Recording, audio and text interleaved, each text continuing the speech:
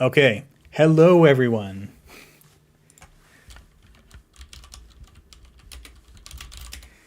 I have terrible news. I was muted the entire time. So this is the November AMT. Yeah, I was muted because I was running the stream last time, not commentating. But we see here a Tau deck using Hermes to remove ice from R&D. And if all the ice in R&D is rezzed, that's okay. Swap an unrezzed ice to R&D whenever agendas happen, and then you bounce the ice on R&D. Oh no. I'm terribly sorry, Havre Fun. Yes, it was very quiet. And they were playing so fast, and I was talking so fast. It's a disaster.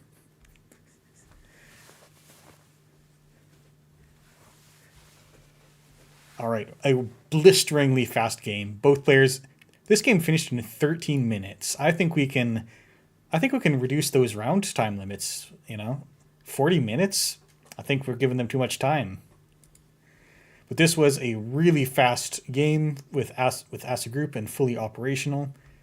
And Tau can just put out the pressure with those trick shots to get just that bit of R&D access.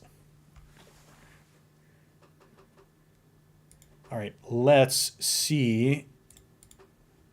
Do we still have the games playing? Got to go check and see if we can stream. Oh, this game's over.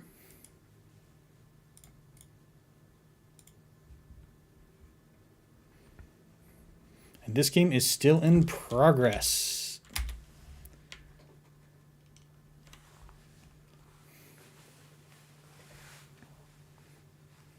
All right, and we are in.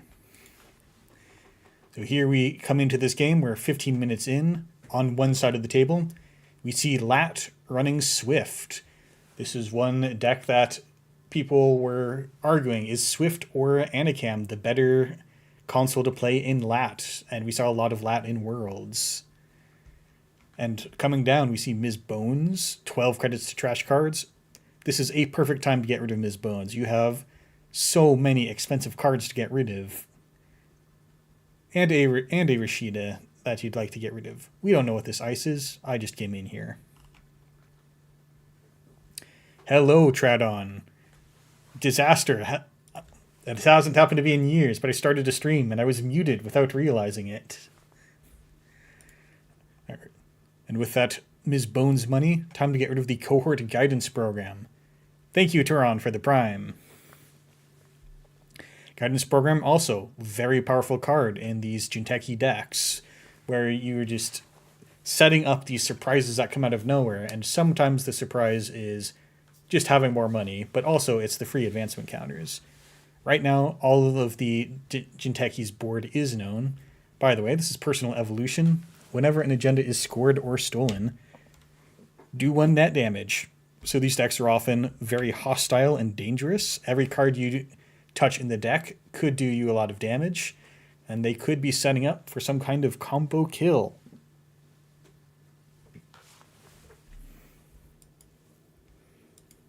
And so far we see a false lead.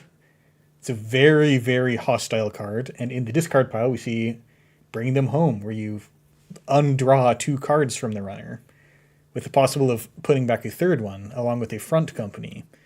So we have Asset Defense, and I'm betting that we might see Reaper functions at some point to try to catch the runner low on cards and murder them.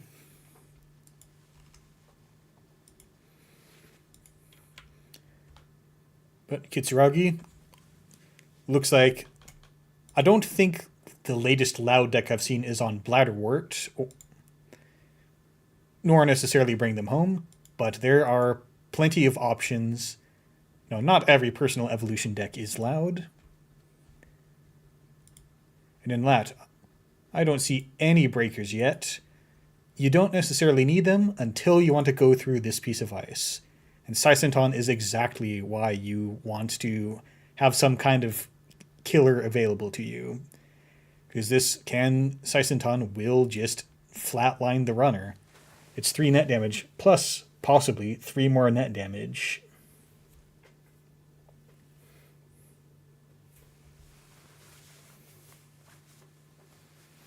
And yes, Young Haxolotl asking, is this standard or startup? This is standard.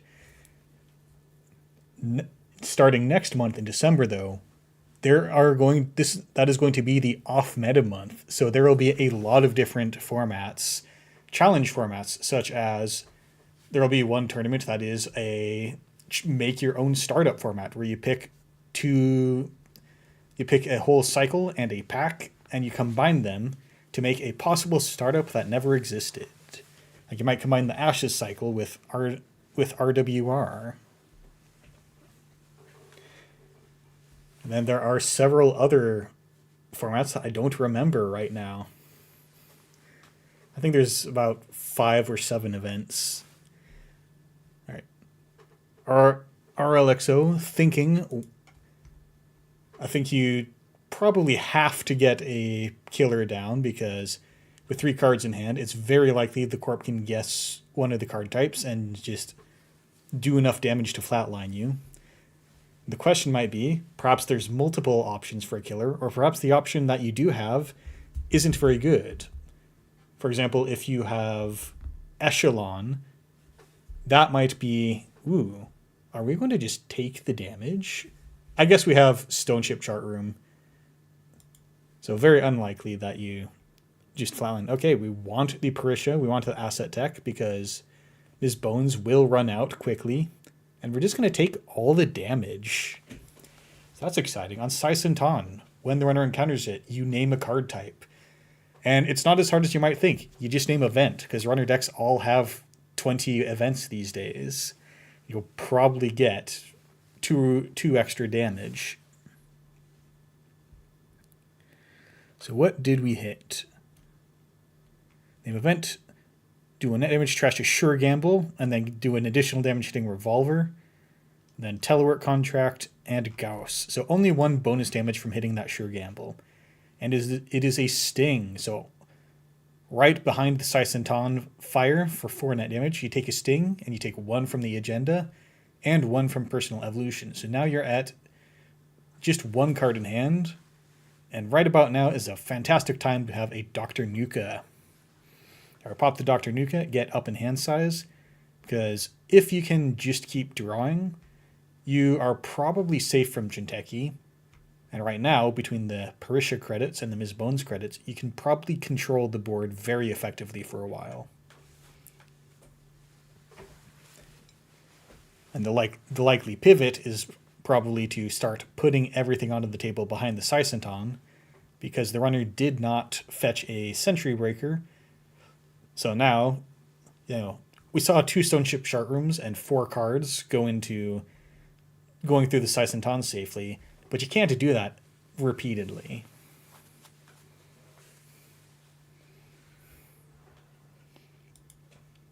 And we're drawing. We do have all this free house money for dealing with agendas, but not a lot of actual money, only 3 credits in the runner's pool. And then we end the turn, we get that free lat draw to go up to 6 cards in hand.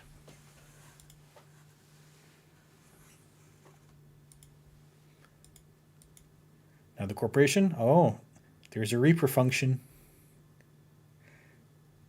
All right, so I think, just doing 2 net damage with the Reaper function.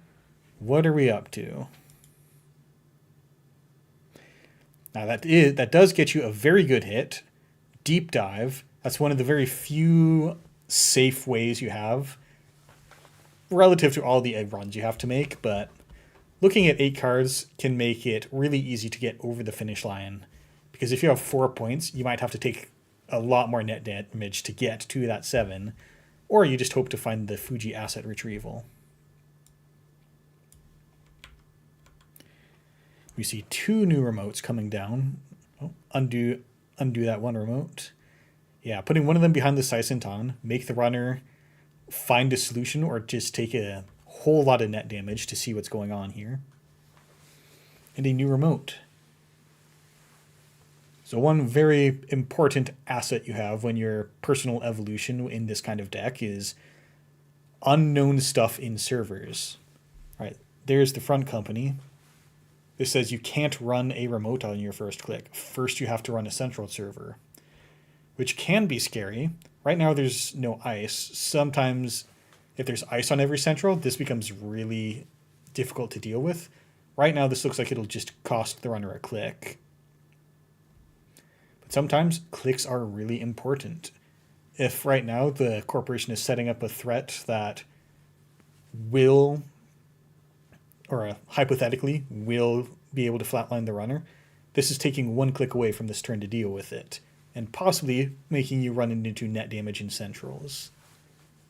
But Trick Shot, very powerful card, starting off with a multi-axis on R&D. Excitingly, going down to 2 cards in hand, we'll see if this is a snare deck. But also, Trick Shot just gives you the 2 runs for 1. All right, Cupulation, snagging a Bring Them Home. So you get to host this on Cupulation, and later you get to trade it in for a Legwork. And we're accessing an unseen card from R&D.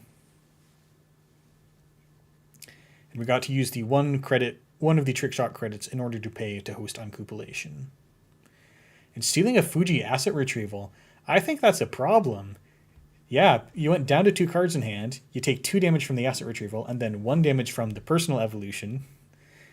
And yeah, that's a flatline. 3, still a magic number for you might die if you access the wrong card.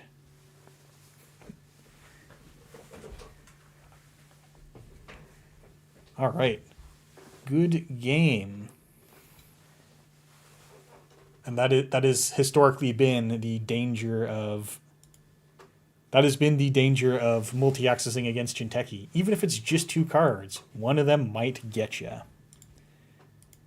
right, let's see, what do we have? And I think that was the last game for the round. All the others have been reported. So on to Aesop's tables. All right, so we just saw the runner flatline over here. And it looks like Sports Medal picked up a win against 419. And as we saw, Tao got a win against Asa Group. And then the other matchup was Sable versus Asa Group. That is round 1 concluded.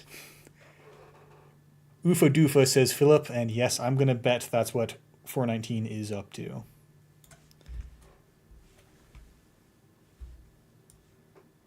We could stand here refreshing and checking the rounds. And I am not above that.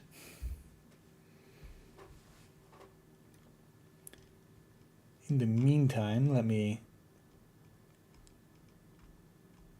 Oh, my Discord servers are a mess.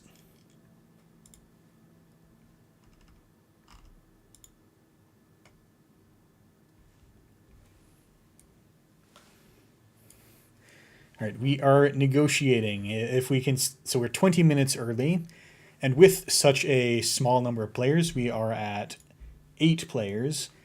If everyone's ready to go on to round 2, then we might just go on to round 2. Then that can get the tournament resolved a lot quicker, especially if the games go quickly.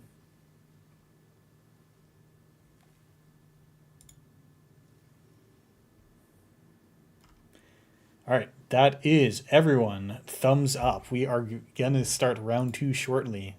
No break for you lot. You get to stay here and watch.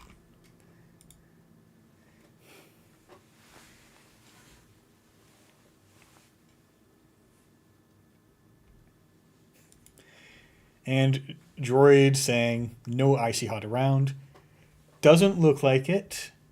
I see no Mirror Morphs in the standings. But we do have some exciting looking stuff.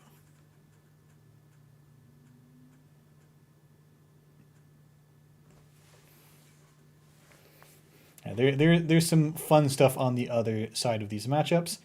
I do see an Op deck by Toron, and I see an Essa deck by Ebentel. So I'll be interested in seeing those.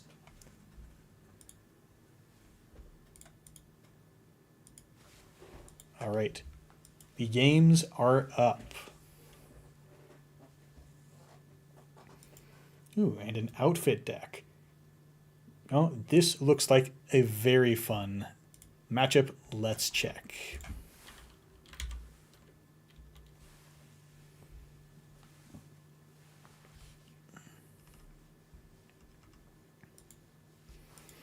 All right, we are good to stream. Fantastic. But we have a few minutes until the round starts. For as fast as we are on moving to the next round, we still wait 5 minutes to start the round. All right, good night, Tradon. It's just too late at night right now. Indeed it is. I'm coming at you from the early evening here in the United States. But I don't sleep at reasonable hours anyways.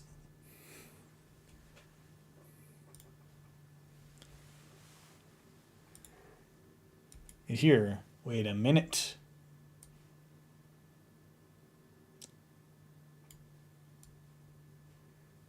All right.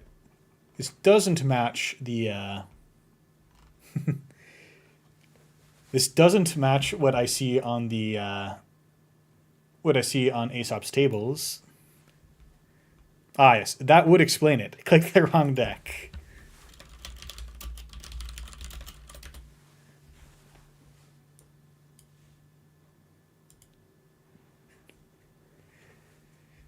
So here we see Sebastro with 54 cards in the stack after the initial draw. So 59 cards.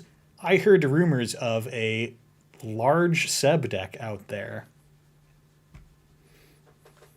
Oh no, their stats. So I have heard rumors of a large Seb deck out there going drastically above the deck limit.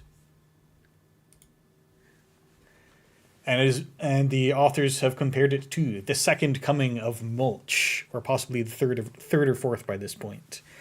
A deck that is just an enormous pile of possibilities, and you have to try to pilot it as best you can through classic Anarch instability.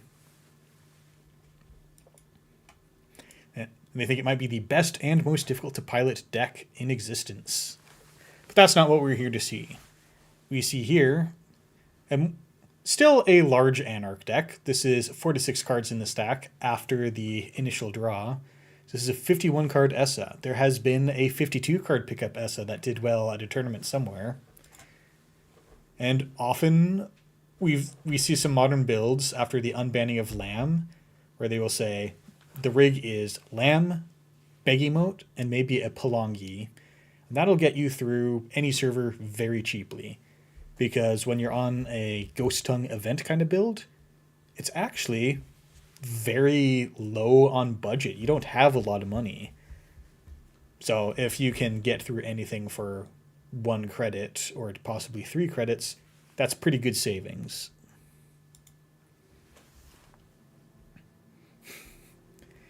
And then on the other side, we see the outfit. In the latest cycle, they got regulatory capture. The 6/2 that goes down in advancement requirement as you take bad publicity.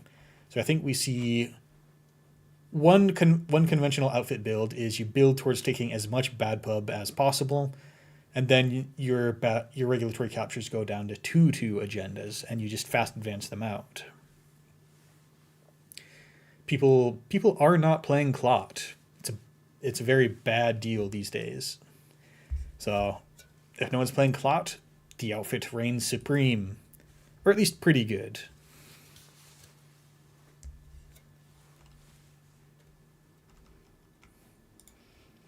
All right, we have about 20 seconds until the round starts. I only have to fill 20 more seconds. How's everyone doing tonight?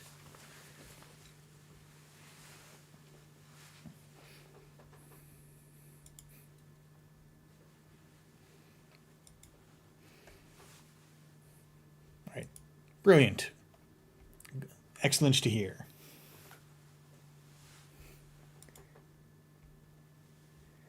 All right, and the round is started.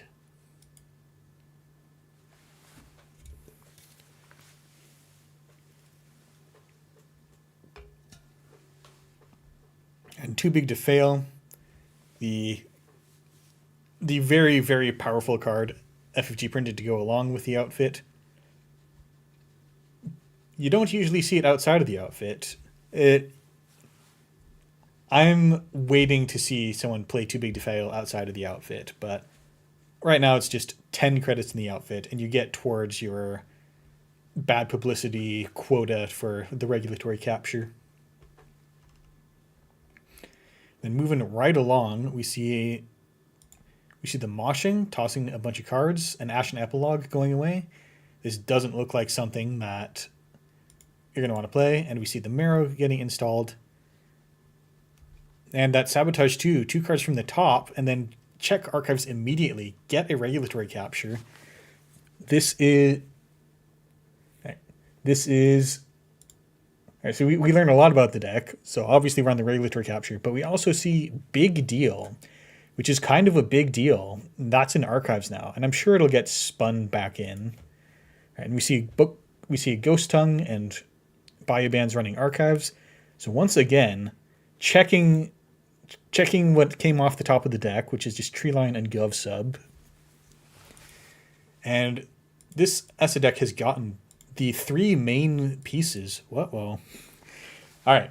Was just saying, this ESA deck got the 3 most important cards on the table really quick. We got Marrow for the hand size, Ghost Tongue, and we staggered it out to get the Sabotage active every turn. Then Banhar came down, which lets you cheat through all the ice.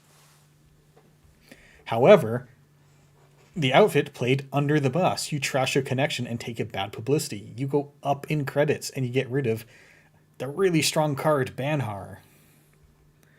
But here we see ESA playing Running Hot. You take your core, and between the Ghost Tongue and the ESA redraw, you replace all of the resources that you spent. And we just check archives again, and we see another agenda. When you keep pulling the lever on the Sabotage Bandit, you are going to get agendas eventually. And we didn't even finish discussing the Big Deal, because with these decks, what you can do is you can install an Atlas, Big Deal it. Now you have an Atlas with 2 agenda counters on it, which is pretty strong, and you can generally use that to find more fast advance pieces and more stuff to fast advance. And yes, that is a Surveyor in archives. I'm going to guess that this deck does not intend to construct a remote server. We're just going to pile up ice on the central servers, because outfit decks, they have to be going fast, and Surveyor on a remote takes a minute.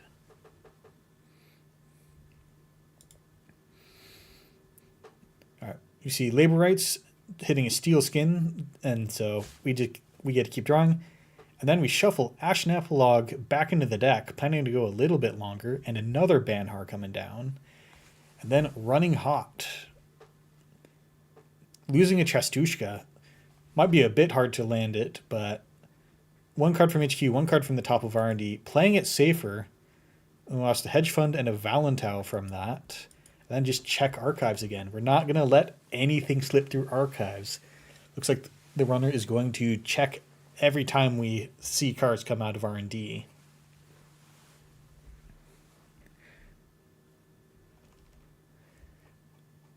And then we're already at 4 core damage. That hand size is going fast.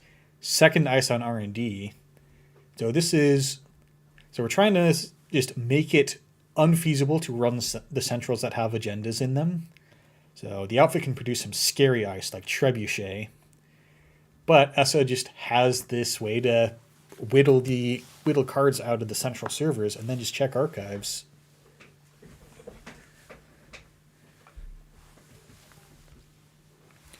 And we have the most exciting moshing, paid 0 to trash 3 cards, and that hit a Strike Fund and a Steel Skin Scarring. And Dr. Nuka to keep drawing. And keep drawing. No interaction this turn. No extra core damage this turn.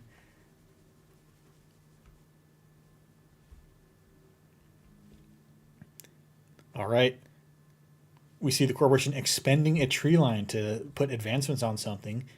This could be a Pharos. This could be a Logjam, maybe. And then just more ice on HQ. At this point, it looks like you're trying to wait for possibly another big deal to come into HQ. And then get the Atlas train rolling. And of course, seeing the triple advancement, you get a botulus started on it because chances are you can just get through it. Whatever's triple advanced there isn't going to stand up to a botulus. And then the corporation finally get a C, drawing a hostile takeover. Very important, very easy to advance out of HQ, and that gets you to 3 bad publicity, so we're almost ready to start regulatory capturing. And at this point, the runner may decide not to do any running, because when you let them res their ice, they take bad publicity, and then that turns on the regulatory captures. Oh, but we are playing finality, sabotage, trashing 2 cards from R&D, but that goes into a board control. I think the corporation was prepared for this finality, and 2 cards came off the top. That is indeed a gigantic Pharos. I'm going to guess that board control is going to put a stop to this finality. We see 1 subroutine resolve, taking a tag, trash board control. No multi-access.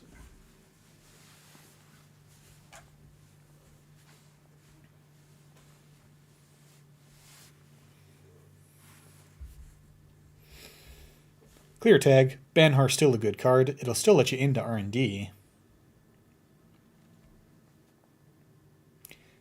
And taking a credit, not checking what's in archives. And we do see the Corp can't have spent 15 influence on Big Deal because there's a Mavirus right here. And there's the Spin Doctor. That's the card you don't want to see as ESSA, because if we happen to mill agendas off of that core damage, then they are going to get rescued out of archives. And if you do something to take more core damage, then you have to get rid of the Spin Doctor first. R&D targeted with Banhar. The runner's down to 8 credits in the stack. And we see 1 Lamb in archives and a Simulchip that will probably bring it back with the Fermenter. No Begemote yet. Runner doing surprisingly strong on cards. Then also making a run on what used to be server 3, because you gotta make sure that those Spin Doctors don't stay on the table. There's very little in this deck that's going to be installed on the table. That's not a Spin Doctor. Right, government subsidy, go up in credits, stack more ice on R&D. The runner does have 5 core damage. We are running out of hand size. And I believe that there's a... Yeah, there is a... What's it called? There is an Ashen Epilogue that was shuffled back into the deck with labor rights, so the runner can reset the deck. We've got most of what you'd want installed. All right, draw with Nuka, play labor rights, put back... Oh, never mind. Putting another Ashen back in. That's 2 labor rights played. And Begemote is installed. That thing has 8 strength.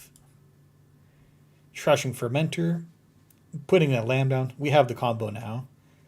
Most ice will go down to either just Begemote through barriers for 1 credit, or you turn it into a barrier, and then you Begemote it for 1 credit.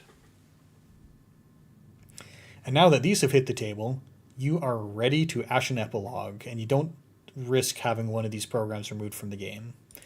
But the ice pile grows taller. 4 face downs in archives. And this is probably why there's a surveyor. All right, Ashen Epilogue, we have a whole new deck. We lost a Baya, Finality, Marrow, and another Baya Bands. Not too bad on the losses. Raindrops Archives. What do we see in there? Nothing. Play Strike Funds for credits. Play the Ghost Tongue. Down to 2 hand size. Not looking like that will be punished here. Corporation is now at 4 bad publicity. So if there's regulatory captures in HQ, we're about to see those start getting advanced out unless you run HQ and get them before the corp can free them.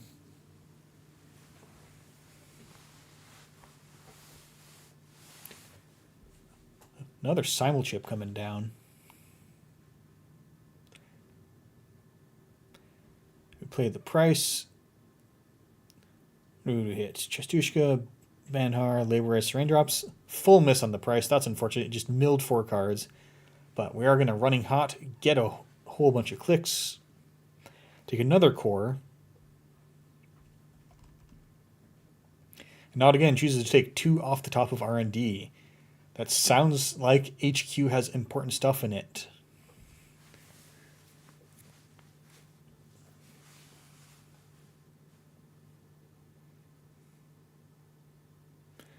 We're taking an Undo click. We're running Archives. 1 hostile in Archives. Begemote almost up to 10 strength. You can almost just get through the Pharos.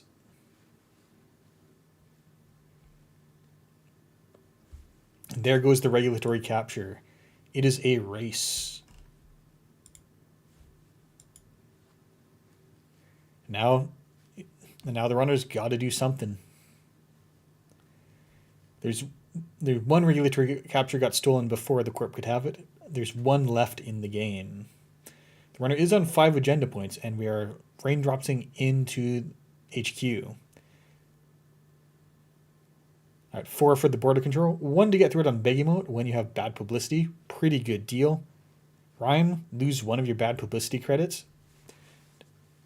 And then border control to stop the run. Because you don't want to let the runner get any card draw from the Raindrops Cut Stone. But of course we have bad publicity. The runner runs back. Bentel smells agendas. And is this a big piece of ice here? It's another border control, and this is the last click. Yeah, border control, end the turn. And probably hoping the corp gets that last regulatory capture out of hand. Yeah, that's the last regulatory capture. Spends 2 border controls, but kept it safe from the runner. And now there's no reg captures left. There's no hostile takeovers left. These have all gone into score areas. So now you're looking at possibly Big Deal or Biotic Labor to score a regular 3-2 out.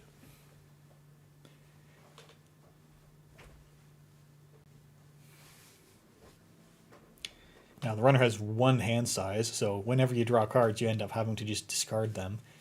You do have a lot. Oh, and by the way, Marrow fired on that score and got a Sabotage 1. That was 1 card out of HQ.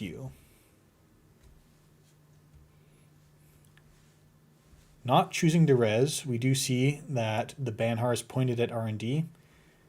Rhyme, pretty good way to absorb the Banhar effect. Take 1 net damage instead of losing 1 of the bad publicity cards.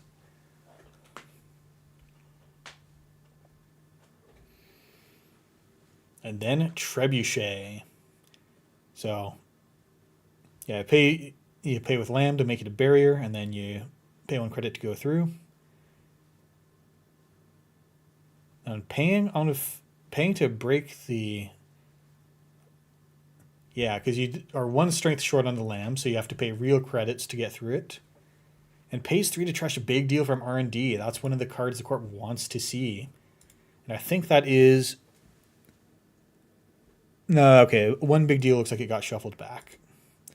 Accessing too big to fail from HQ. You can trash that for 1 real credit. And Bentel chooses to do that. Not Again now needs a way to finish the game. I think that was a... Yeah, not sure what the option is. Under the Bus, trash Banhar, pretty good. Go up in credits, possibly good. Though it's likely that you wanted to play that too big to fail to go up a lot in credits because fast advance plays are expensive.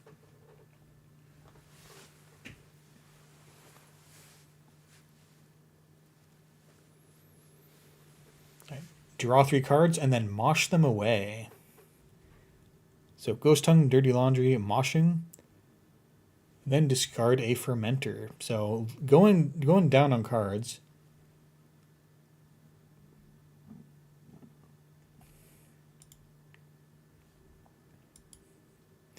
Playing Pivot. So click to draw, click to play Pivot, and Audacity. Yep, that's a pretty good way to... Yeah, that's a pretty good way to try to close the game. So we see an Audacity, new card in the remote. Gonna take a guess that that's a Spin Doctor.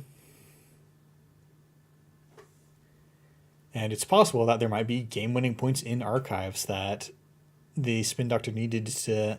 that they needed the Spin Doctor to cover. But Legwork HQ, exciting time to be here.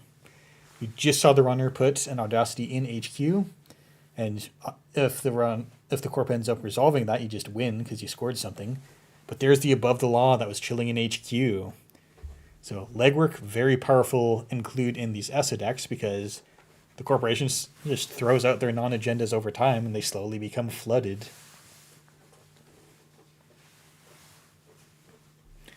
Oh, it's a virus install. Just bait, possibly trying to get rid of the Pharos. The Botulus on the Pharos, or at least the counters. Alright, good game. Let's see, are their games still running?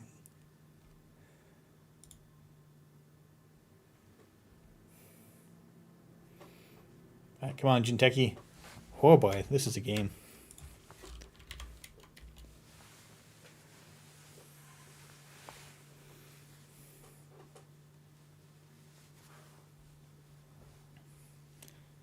Okay, we are in and we see a really wide board, very wide.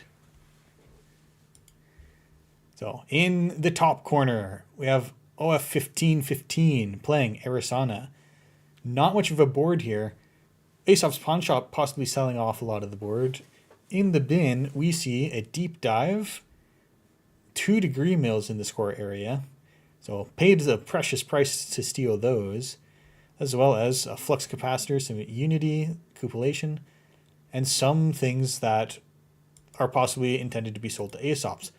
But I think I see another reason the runner might have a small board, and that is a Rezzed Amani Senai. Whenever an agenda is scored or stolen, trace X, where X is the advancement requirement, and that'll slowly drain the runner of credits or cards on their table.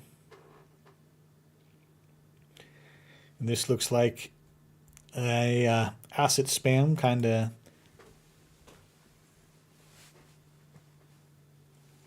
something that really just drains the runner of resources, because right here we have the MCA austerity policy stealing the runner's click every turn.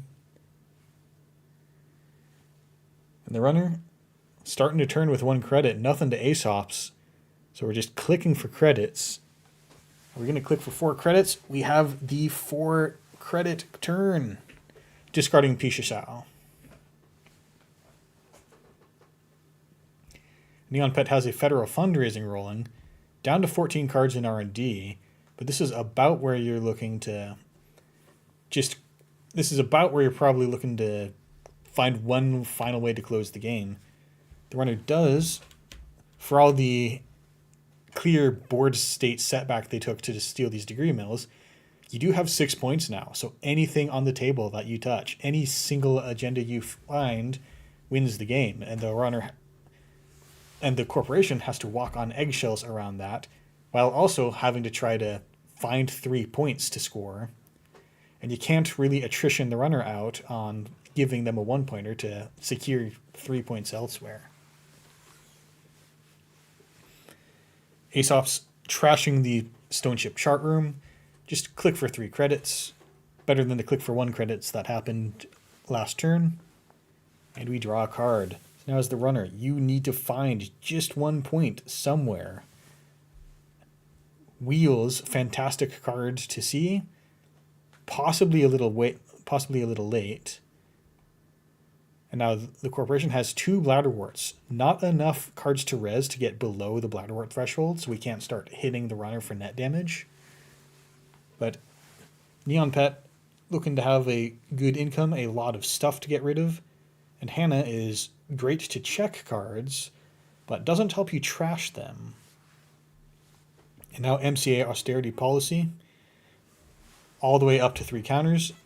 This could score a 3-pointer. So if the corporation has a degree mill in hand, then the runner has to possibly consider running the austerity policy and then just taking the consequences.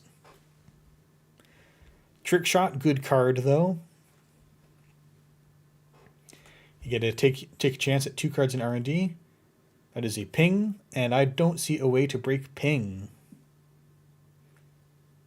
For that matter, I don't see a way to break this enigma. All right.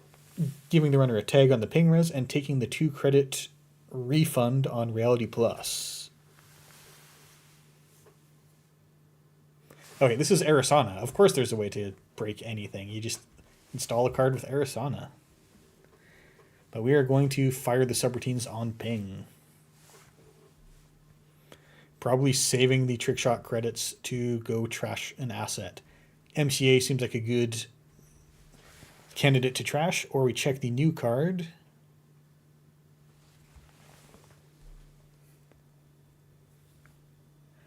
And that is a federal fundraising. There's already one federal fundraising on the table, so choose not to trash it. At this point, we're afraid of Oppo Research. We have 1 tag. It's already going to be a real drag to try to clear that.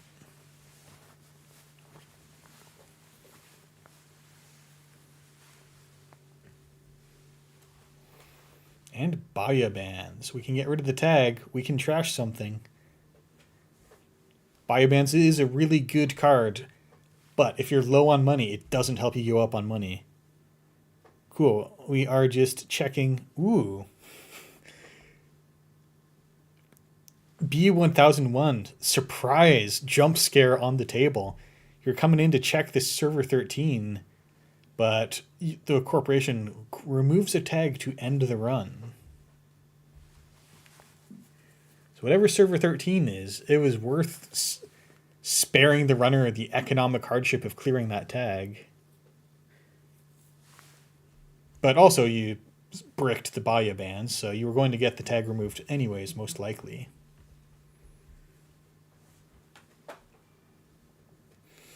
All right, declining to take the free draw on federal fundraising. Oh boy, time to zoom out. Server 17 and 18.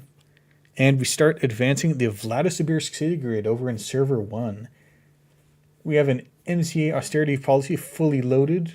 Credit or an advancement on Vlad's. The court must be waiting for an agenda to show up in the hand. Are there no agendas to be found? Okay. Runner just taking a setup turn. Nuka credits. But Rashida Jahim gonna find you something that you can probably score out with the austerity policy.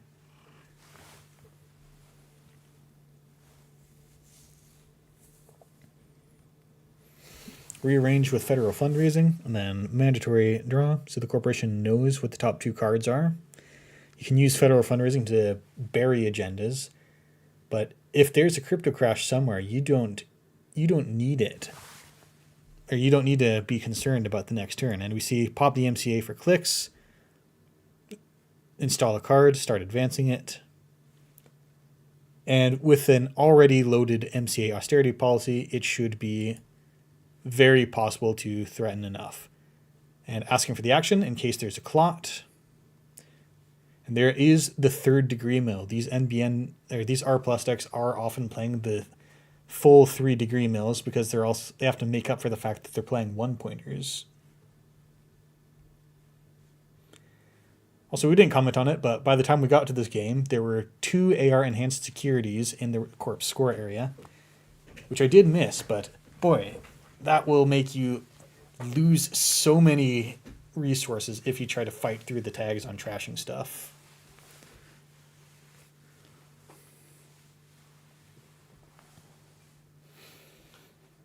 And yes, we were here in Neon Pat, terrified of the 6 credits that were in the runner's score area. let's zoom back in. Hopefully the next game doesn't have this many remotes.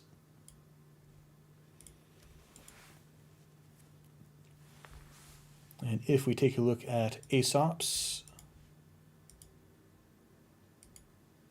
round 2, table 2 might still be going. Let's find out.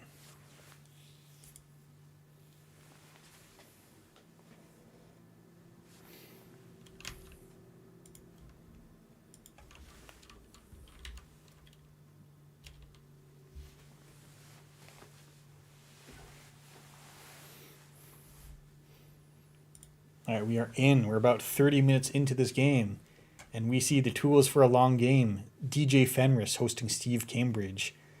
When you run HQ, you get to pick 2 cards in archives. You get one of them. The corp removes one of them from the game. You get to draw the other one of them. And we see a lot of 1-pointers over here. We see Hostile Takeover and Eminent Domain. And an Atlas over in the Corp Square area, we see an Above the Law and an Eminent Domain. So Eminent Domain, you often see people using this to score archers.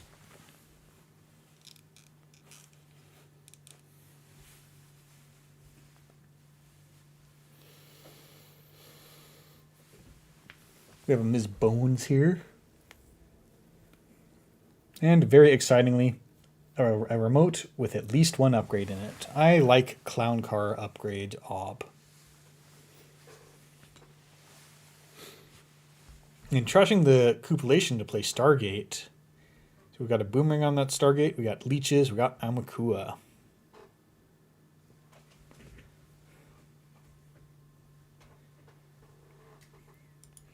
Time to see. Is this ice going to do the trick? Also, of course, this is a patchwork deck. You get to install things very cheaply. You just throw out your own cards to do it. Zato City Grid. Ooh.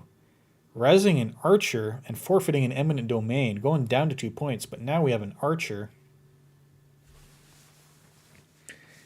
So you could get through this with that Boomerang, but you'd have to let 2 subroutines fire. Or you could just stop it from trashing 2 programs, and then the run ends.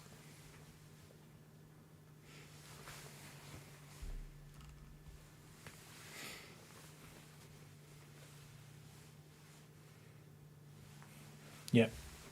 Preserve the board. Don't lose everything to the Archer. 1 Boomerang runs out. Or 1 Boomerang does not make it back into the heap. And now there's a card in the grid that we advance 3 times, and it is a Project Atlas. Very scary cards to see in the score area. Tutor a card is half of winning the game in a lot of games. Right. Our Sarah's crew coming in, threatening any ice with 4 or less strength. Oh, but you know it has more than 4 strength? It's an Archer. Archer, good choice against crew. Well, unless they manage to trash it. Then that's pretty devastating. All right, not trashing the Stargate. Archer choosing to trash Amakua and the Leech, because Leech makes the crew go. Lots of points removed from the game to get these Archers online.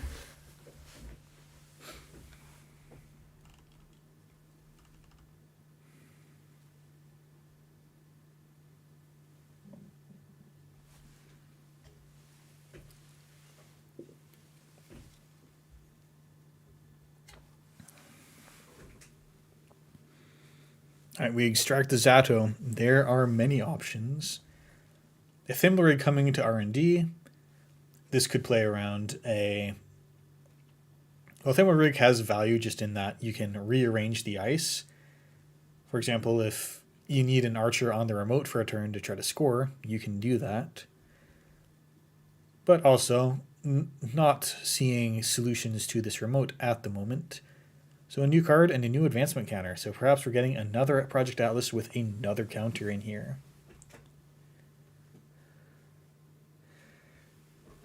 But if the runner can pull one cleaver, then that remote is a lot flimsier than it looks. We have Wraparound, which has +7 strength if there's no Fractor, which is there to punish AIs. So that turtle from earlier has a much harder time going through the Wraparound because it takes you quite a while to get to 7 strength, especially when you ice up your servers like this. And then the Sandstone after that starts with high strength, but loses it over time.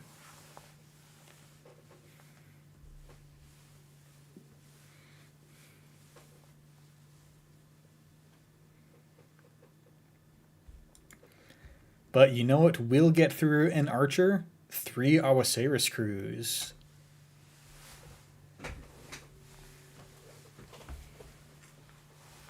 It won't get through a Wraparound though. Not with, like, you could do it with this leech counter, but taking down an Archer sounds like a very exciting proposition.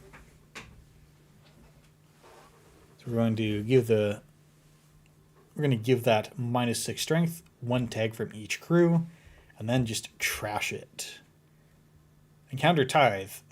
Very annoying, and this is probably about the time where you need the credits, you need the cards, and you care enough to not let the Corp have 1 credit.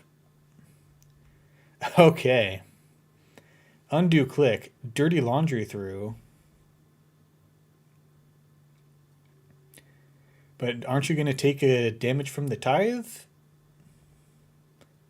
Or I guess you can destroy the Tithe with another Awasaurus crew. Because here, where you're going to take 3 tags, chances are the Corp is going to trash your crews.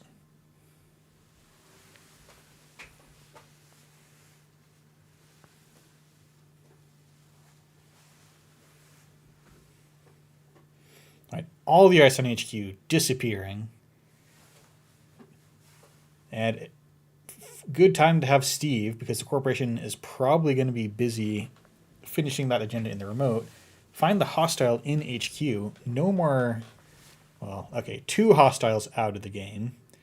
And with these eminent domains, unless you're running a lot of 1-pointers, I don't expect to see more hostile takeovers. And we'll come back and check what's that last card. It's a border control.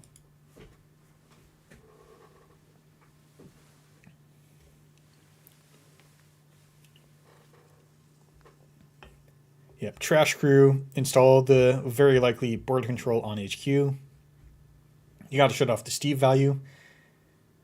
And that last card was an Amakua.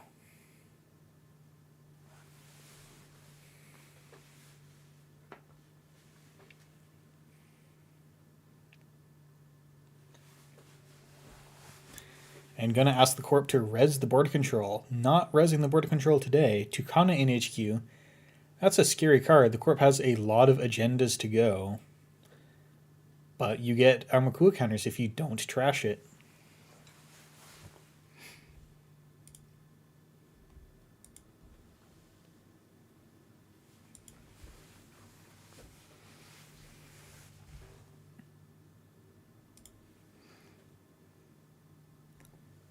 Yeah, we do have 5 minutes. We have 5 minutes left in the round.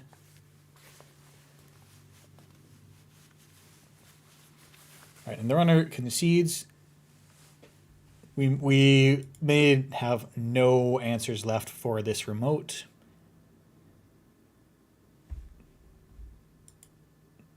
And yeah, that was a struggle.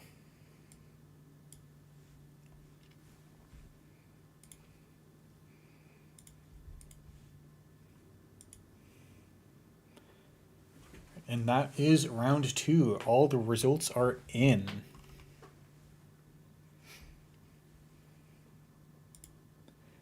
I think we are taking a lunch break after round 3.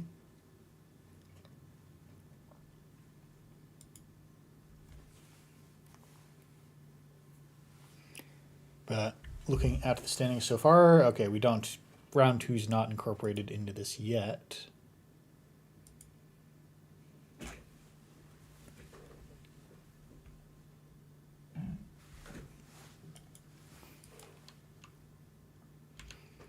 Okay, I can already feel that I'm talking enough to possibly regret how much talking I've signed up for tonight. So I'm going to put us to a break until the next round starts up. See you in a few minutes.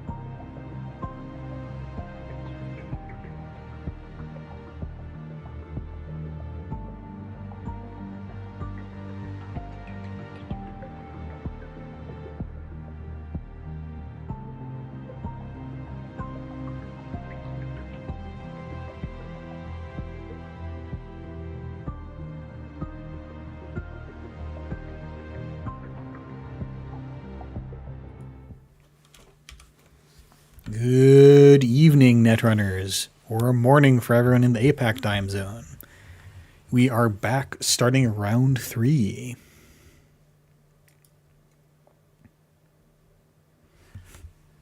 Rather, we're about to start round 3 in 40 seconds. Around here, we see Lat. I don't think we've seen this Lat deck yet. Not sure what it's up to against this Asa group yet. We may have seen. We've seen one Asa group deck, but I don't know which one because there's 2 playing this round. And I don't do very good bookkeeping on what we've seen so far. But that's okay. We're down to 7 players. We are going to see some decks more than once. Now I need to go pile up some books for a mic stand.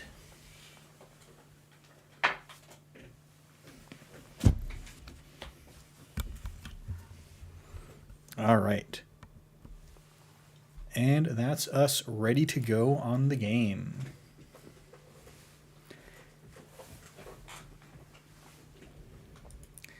So on one side, we see Asa Group. It goes very quickly. We get to install a second card the first time we install something every turn. It lets you set up lightning fast. It lets you set up 2 iced remotes on turn 1. Difficult to do. On the other side, we see Lat, the card draw powerhouse, which could be doing anything and is probably doing a little bit of everything. Shaper did very well at Worlds this year. We got a lot of powerful Shaper cards in the most recent set. We got the Trick Shot, we got the Coalescence, and we got the Muse. So we're gonna see a setup, but the corporation may have a brilliant counterplay. Lat lets you draw a card if you have the same number of cards as the corp at the end of your turn. But with that Diesel, it's going to be hard to have that many cards in hand. So we're just going to install Gauss, assume that barriers are to be found, and run server 1. That is a gatekeeper, though. Scary res, especially if you expect that there's a Rashida behind one of these, and the corp can get that money back that they spent on the gatekeeper. 2 credits isn't a lot right now. But if you fire a gatekeeper and find yourself a fully operational, 1 click, gain 5 credits. That's pretty good.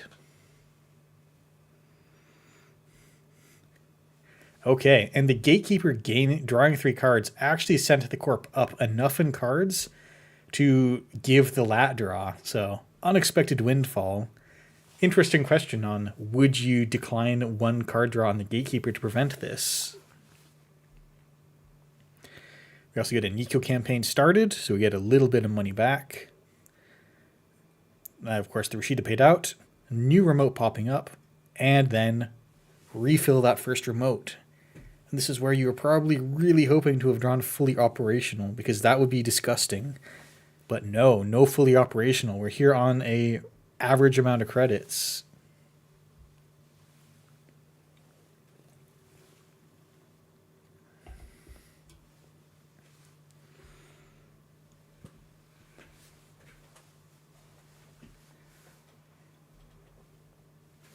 RLXO continuing to set up. We draw a card. The corp has 5 cards in hand as your goal to match. Ms. Bones, great thing to have. We can go... This is likely to be a Spin Doctor, but it could be something like a Wage Workers. Just a Spin Doctor.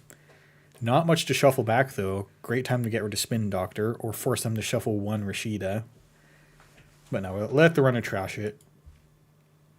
Ms. Bones isn't infinite, even if it seems like she might be. It's starting a Maryland campaign. This is a lot of advertising we have going on, and a Rashida. You don't see a lot of Nico campaign these days because it occupies remote and takes a while to pay out.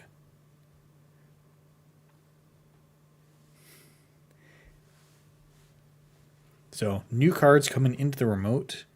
Only 3 pieces of ice so far, but the economy is starting to run out of control, and more ice on the remote. Now it looks like the corp's starting to make a move. Hard to get through 2 ice.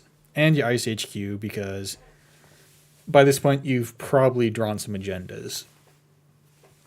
The usual agenda math trick is count the number of cards they've drawn and divide by 5.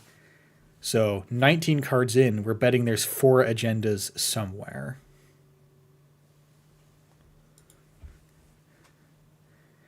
All right, install Stone Ship, draw with Stone Ship, just that's a very small diesel.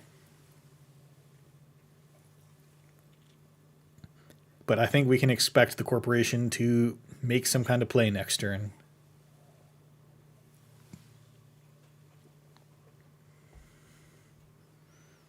Thinking, yep, we've got limited clicks to try to do something about this situation.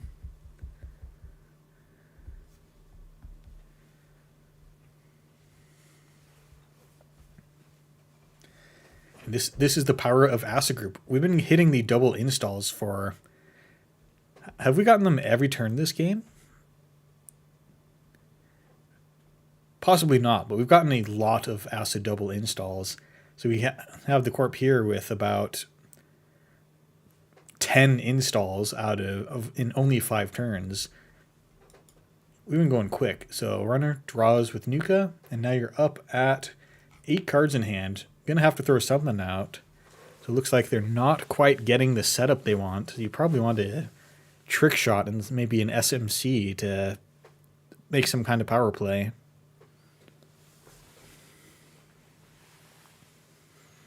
And we find a Simul Chip. We've got to throw out 2.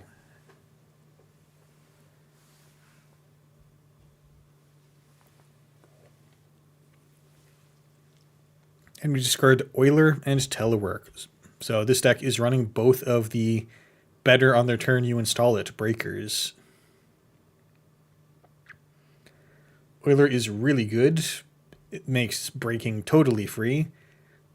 Gauss is a little less good because you still have to pay credits even if you get +4 strength, or even if you get to 4 strength. All right. The Nico campaign pops. New card in server 2, new ice on server 2, shore up R&D. Not making a play. Whatever's in server 3 is sticking there. Okay, we advance the card in server 3. So this could be just an agenda and maybe a Skunkworks. So you have to be ready to get through 2 ice and a Skunkworks, which is a tall order. Fermenter doesn't give you money this turn unless you're really desperate. Self-modifying code. And Creative Commission. Very good cards. Great to have economy. But now I'm betting the Corp will finally score an agenda. We're quite a few turns into this game, but the corporation is wealthy, has a whole bunch of ice installed. And we get a Project Vitruvius. And a new card in the remote. Not going for Vitruvius counter. Vitruvius is... The counters are okay. They're not Project Atlas.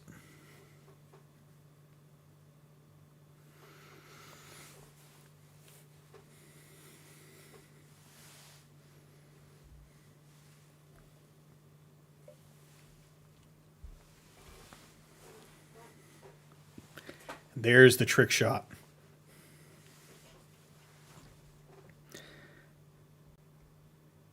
Gatekeeper.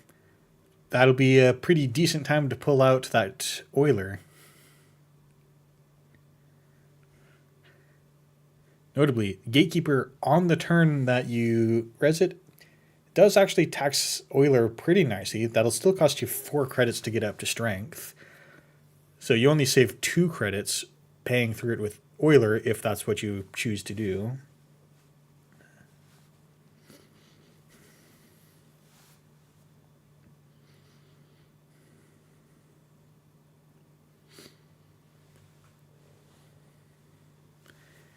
And the corporation is thinking. Now you can, of course, or I'm sorry, the runner is thinking, because this is a very dangerous fire. We have gone quite a few turns into this game. We're now 22 cards into the deck with only 1 agenda out that's left the game. So this could let the Corp draw even more gas and significantly unflood themselves. All right, trash SMC to go find something. You might be finding something blind with SMC. Yeah, find a revolver, because I think that we're not actually here because we need the revolver right now. We want the Oiler right now. And we're trashing the SMC to satisfy the clause on simulchip, so you don't have to just throw away a program.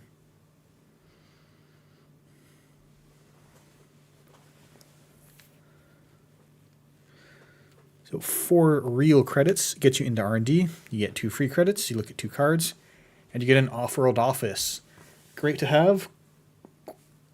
If the corporation had had an off-world office instead of Vitruvius, they could have had more credits, but then you wouldn't have the extra action to install this thing. And Pulse, fantastic time to have an Oiler. So you res this during the run, and you make the runner lose a click. You're down to 2, which is still enough to get through a Skunkworks without paying for it. Drafter, some truly visionary foresight to have the revolver ready for this drafter. I think the runner's going to get into this remote really cleanly. So revolver, you break with power counters. They run out eventually, but pretty cheap. And there is the Skunkworks. The runner perfectly has the 2 clicks to break it. And you can, use Ms. Bones to trash the Skunkworks.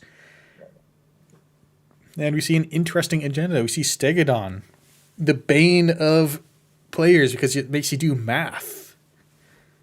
So each run, your icebreakers passively get -2 strength as long as something's been derezzed. And then it lets you, it allows you, when a run begins, to derez another piece of ice on a different server and it lets you gain 1 credit. But this really just says, if you don't have another way to derez ice, then you can just use this to derez ice to gain a credit.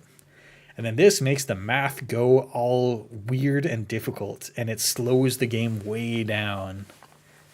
But also, if you like to derez your cards, because I see a lot of things here, we have Pulse, which has an on-res effect. The runner loses a click. Gatekeeper gets powered up again.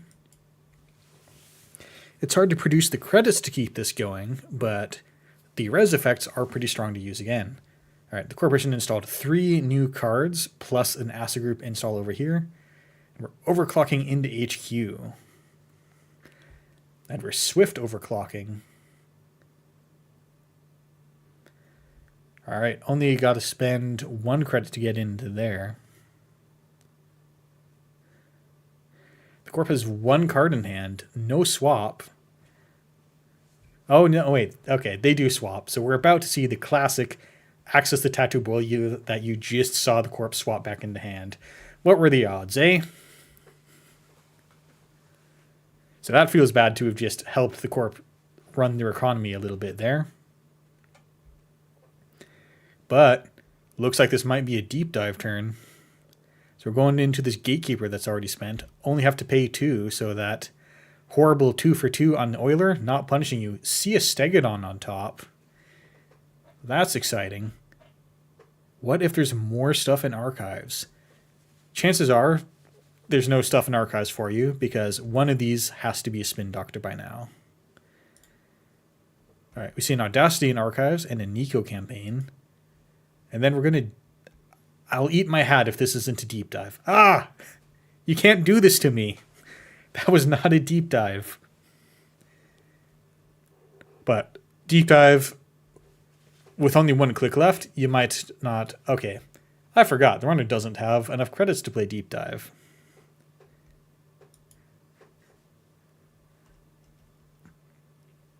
All right, the corp scores luminal transubstantiation. Really good. In contrast to all the other 3-2s that don't really have much text on them, this one says, take another turn. My hat might be delicious. There's 2. One's a 10-year-old leather hat, and one's a knitted octopus hat. I'd feel troubled about eating an octopus, though. Right, and with that additional turn you get from the luminal, new card entering the remote, advancing that card. Probably a second Skunkworks in there as well. Right, Trash Fermenter, gain 8. Economic woes over. It is known that we can just get in here. 2 credits on the pulse. 2 credits and 2 revolver bullets to get through here.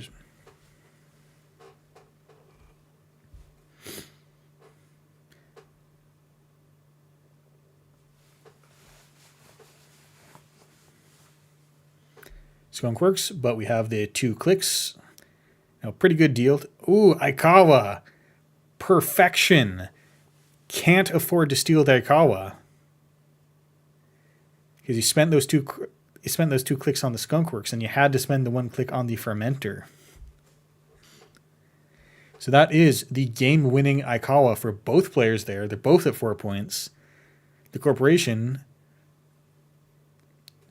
but they don't have... Oh, they have the wage workers. You just advance, and then you get an extra click. And so there you can get the 4th advancement.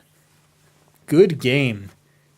Absolutely perfect math on the corporation there to give the runner something that they can get into, but you can't steal the Ikawa.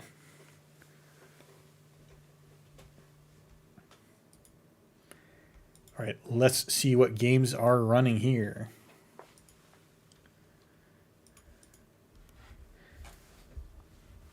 Looks like just 1 at the most. Let's check if we can stream real quick.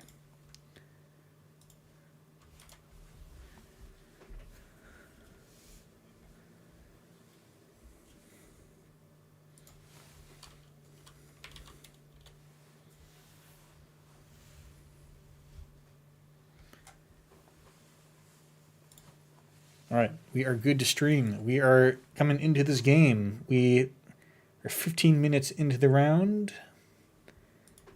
We are 3 points for the runner, 1 point for personal evolution, but what a point it is. That's a false lead. You can forfeit this to make the runner lose 2 clicks. So at any moment, if they drop low on cards, like right now perhaps, you can make sure that their turn ends, and then you do what you can to them with a Reaper function. And this board there's a lot going on here. It looks like part of this table has managed to get away from the runner. We have a front company that's not being taken down.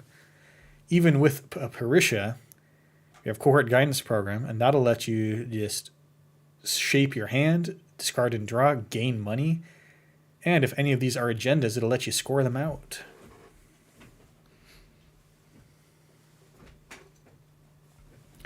Corporation is running Blood in the Water, so that's scoreable right now. Yeah, there's a Blood in the Water. Runner loses their last card.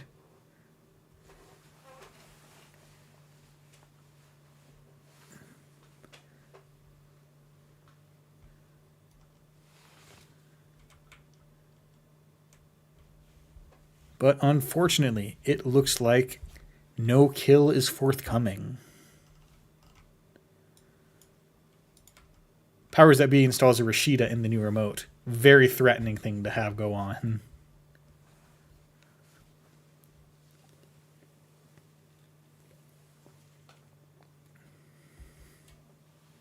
And right now you have a revolver. So that's a fantastic thing to have available when you have to run into Jinteki ice. But that's not the only thing that might hurt you. So in order to challenge these remotes, there's an active front company. The runner first has to make a run on a central server. And if they choose archives, front company hits you for 2 damage. And archives could be full of agendas right now, which makes that extra dangerous to run.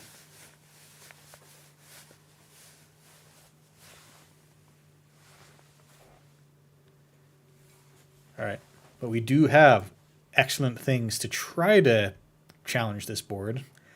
We do have Parisha and Wheels. That'll let you take down 1 asset per turn pretty freely. While there's a lot of stuff going on here, several of the important cards only cost 2 to trash.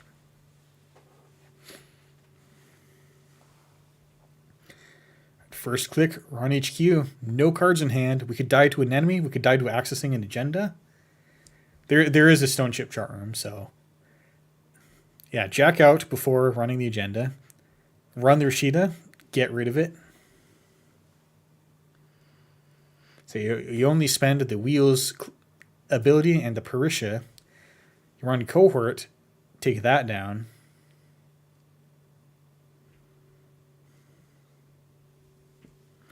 All right, the corporation thinks, do I want to false lead you right now?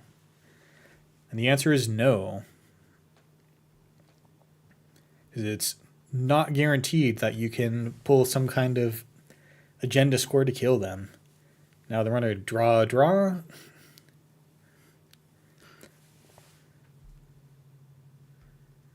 All right, and Bladderwort fires and does damage and trashes Unity. You don't want to lose Unity, but at least it wasn't Revolver. So now we are in obnoxious territory. We still didn't get rid of the front company, and the corporation can probably keep firing Bladderwort to make you take 1 net damage every turn. That's something you don't want to have happen to you against Jinteki.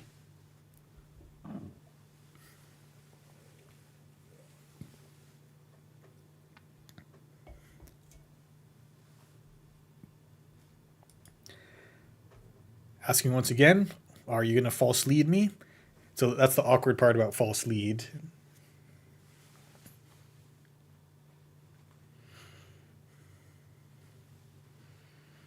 All right, no false lead today. You only spend a false lead when you're really, really sure that you're about to get him.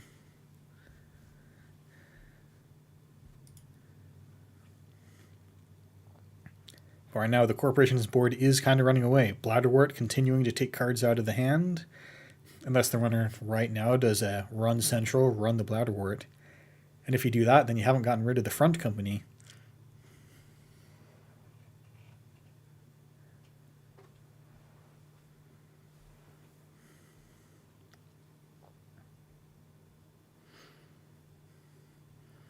All right, here we go. Run HQ.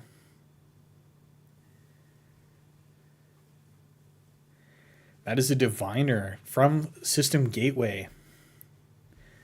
So just 1 net damage, but it might end the run if it hits an odd cost card. That is a Creative Commission. You don't want to lose that, but that has turned off the front company, so you can go clear something off the table.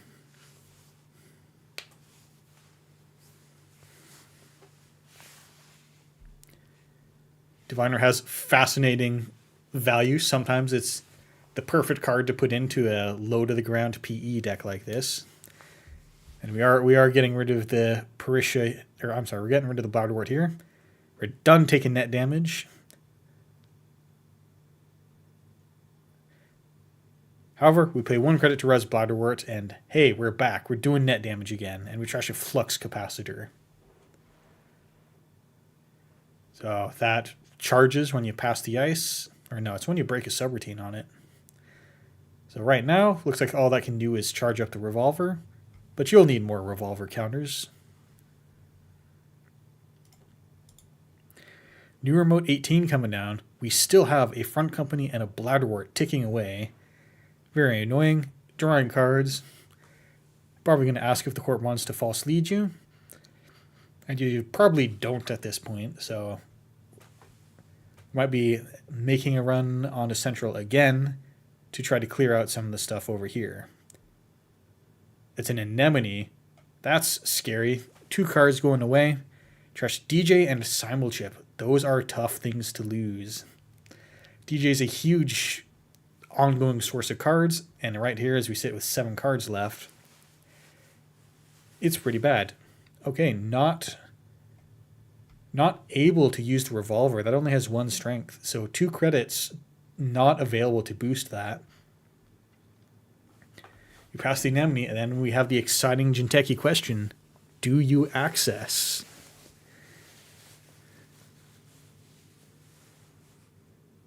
You know, what are the odds?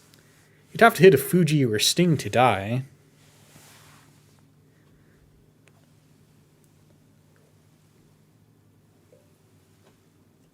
Jack out. Very cautious. Understandable. Admirable. I wouldn't do that. I would definitely push the button and see if I lose. Take the free run on Hannah. Get rid of the Bladderwort.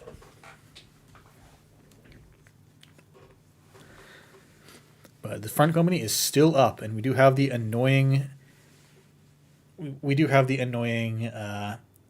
replicating perfection situation where you have to make a run into a defended central, and then you're allowed to touch remotes.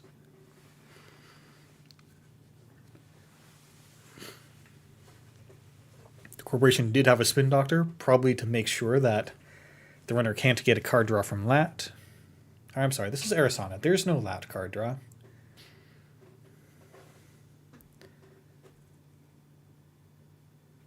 No pawn shop today. Drawing cards. No credits. Not the situation you want to be in.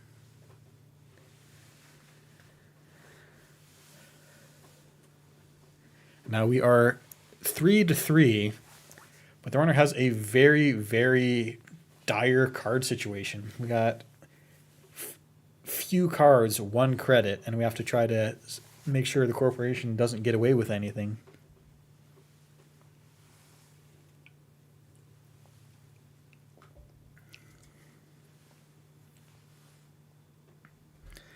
Bladderwort's coming back. The corporation smells blood. We're going to try to grind the runner out of cards if they're not going to manage to act through these very small ice on centrals. And 3 new cards. Spooky business to have to deal with.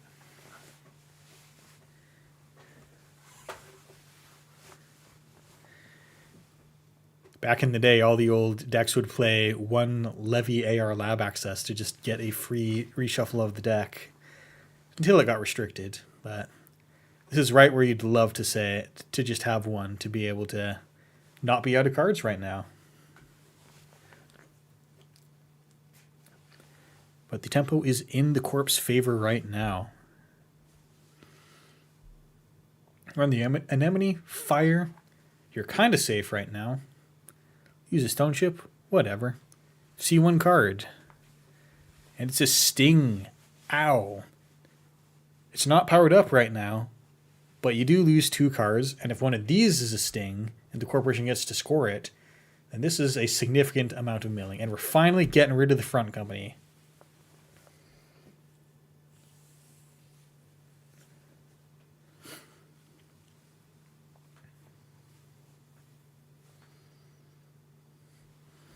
All right, checking once again. Have to make sure that they're not going to false lead you, and we are maintaining a very safe amount of cards, making sure blood in the water can't be scored from out of hand. There's 1 left, but with 2 clicks left, whatever's on the table is dangerous. We could be looking at Reaper functions, which I believe we saw 1 last game. We could be looking at another sting. If a sting slips by, then the corp does 3 net damage to you. That could be game ending. Draw 2 cards, and we just see a spin doctor. 1 more check.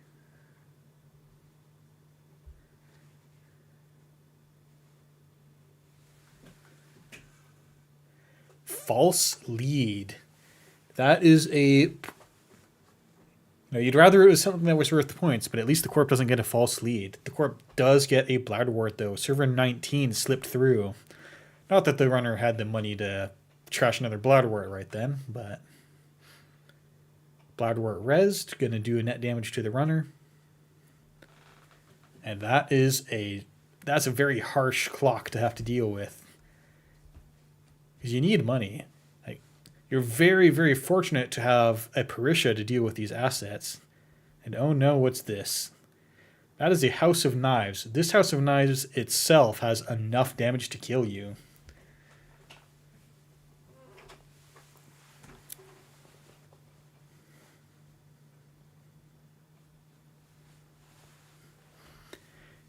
Whew, Bladderwort hitting the table as well. The corp doesn't have credits, but...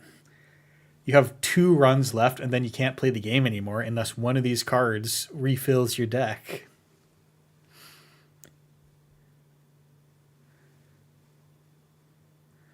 All right, Trash Parisha. The time is done. We need to win the game. You have 5 agenda points, and you do have a chance.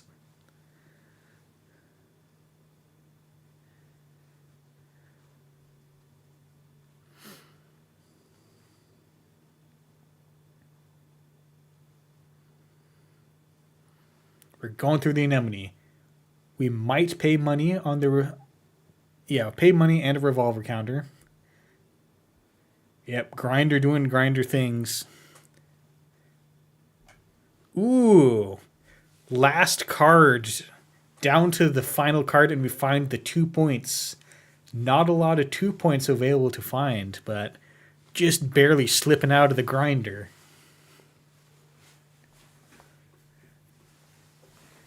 Yeah, that anemone was nasty.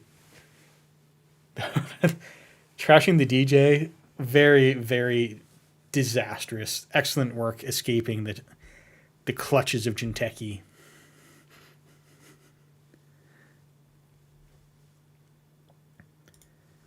All right, if we take a look at Aesop's tables, that is the results in. So the Shapers stonks are down. That was the one Shaper win this round. Tau lost to R plus this round. Lat lost to Asa Group this round. But that is going to send us off to a break. Let's see, 40 minutes. So we are going to return at 30 minutes past the hour. Have a good break, everyone. See you in a bit. Why didn't I queue this up? Okay. Professionals here. I know how this works.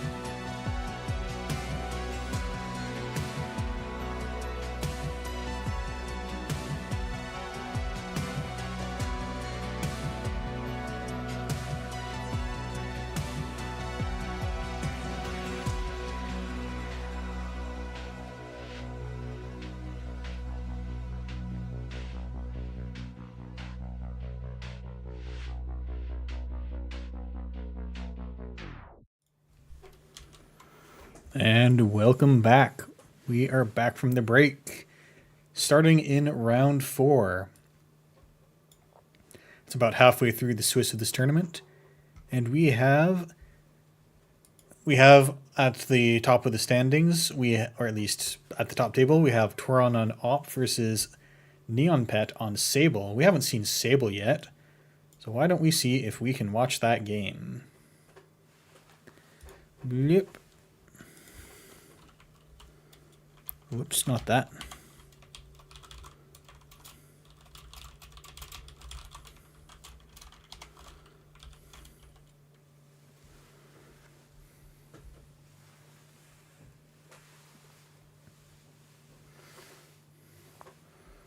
All right, we are in.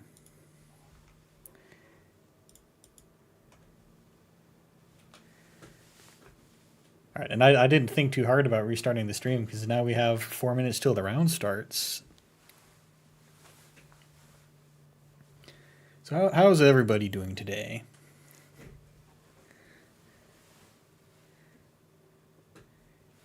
And most importantly, I started this Slay the Spire run by removing 2 cards. And my Act 1 boss, I could remove 2 more cards. But that's up against a Runic Pyramid. I need the thoughts of the professional Slay the Spire players. I know you're out there.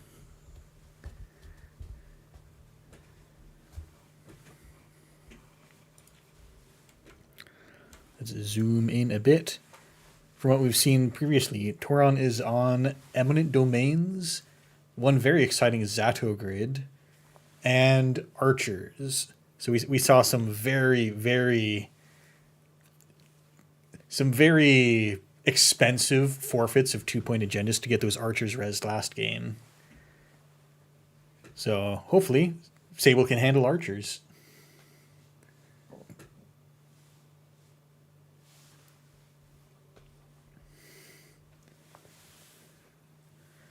Other than that, we've had some very good games this AMT. We had a nail-biting finish of Arasana having just 1 card left and no runs against a live House of Knives to steal the 2 points for the win.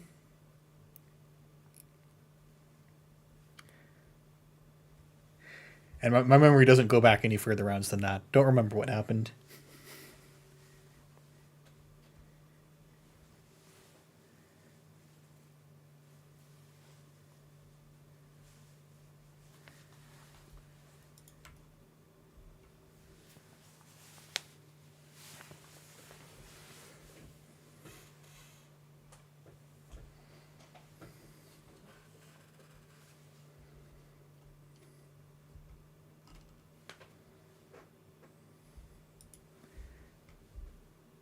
We're also down a bit on players. I think we're down to 6 players at this point.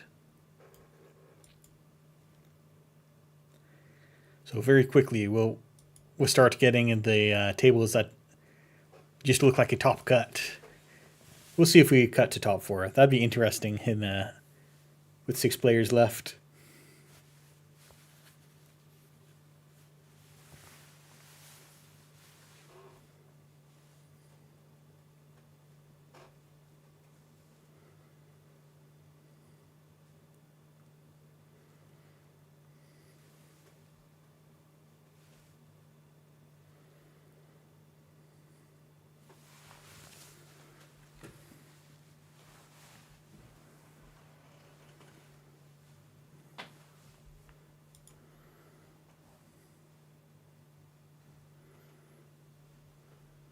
All right, we got 15 seconds until round start. And some discussion on the cut. Alex, Haver of Fun, who is running this, is going to stick to a top 4 cut unless all but 3 players drop, in which case we can't do a top cut. Or rather, we can't do a 4-person top cut. Round 4 begins. Let's go. Op starting up Ice Edge Q. Makes sense. You don't want to get doofed. And we'll have to see. Is Sable playing doof? Ooh, backstitching. That's on the R&D mark. So whatever this is, you can just go right past it. It's a sandstone. And we're going to fire all. Gosh, the players are fast. They are fast today. That was the 1 minute for turn 1. What? Stop. How are we going to play this quickly? But backstitching, very powerful answer to archives. And we're going to bravado into that sandstone twice. So saving the backstitching, we don't need to spend backstitching getting through a sandstone when we could spend backstitching diffusing an archer. Daily casts Swift. So the backstitching makes me think that this could be a Jairzinho deck. You just have to run all the 3 centrals once. This is like a replay that's been turned up to double speed. Both of these players must have played StarCraft professionally before. This is some incredible APM.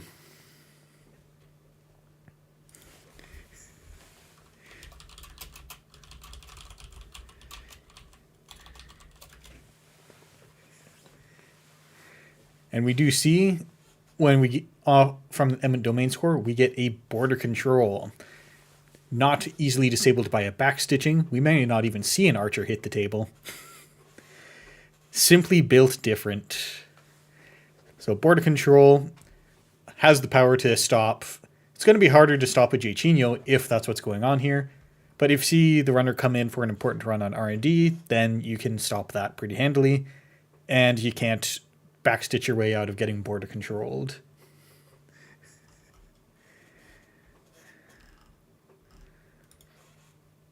But the runner got all the daily casts in the top 15.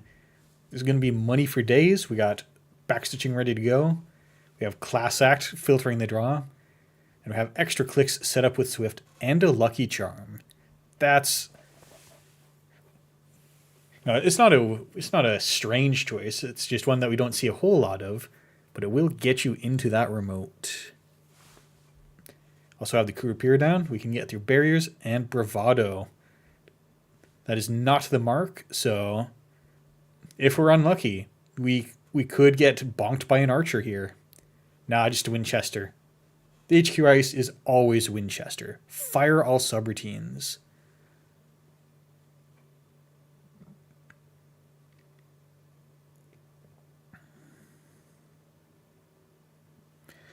All right, very expensive Winchester into HQ. Inside job the remotes. We have the Lucky Charm active. We can stop and end the run from running. So that's just going to be no res on any of this. Steal an eminent domain. Now the points aren't very valuable, but stopping the corporation from getting an archer is. Winchester's going to make it hard to get that Lucky Charm value, but now I guess you know it's worth inside jobbing HQ for it.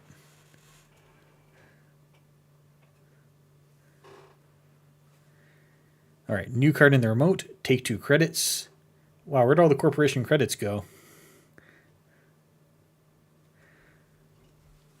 And career firing the Class Act. Fun value there, and drawing up. Not that we need it, but Class Act lets you circumvent the hand size by drawing the cards after your discard. We opt to go trash the sandstone and get a regolith mining license. So we are ready to have a lot of money. The Corp already has a lot of money, 17 credits. But this doesn't seem to be a big deal deck, so does anyone need more than 10 credits? Seems unlikely. We have a revolver. That's pretty sick. Drone deployment out of HQ, and you have your semi-disposable revolver to trade for it. It's a huge grab. Really making sure that the corporation doesn't get a pile up agendas in HQ. We'll just take them all. We're coming into the border control on HQ. We haven't seen any influence yet. So this could just be a deep dive deck. You full break with the border control. And we have the Lucky Charm available. So even if the border control ends the run, you can use the Lucky Charm to not lose a click on it. Zinchling pointing out there's a lot of ice to res. And I just don't think corporations res ice. It's bad budgeting.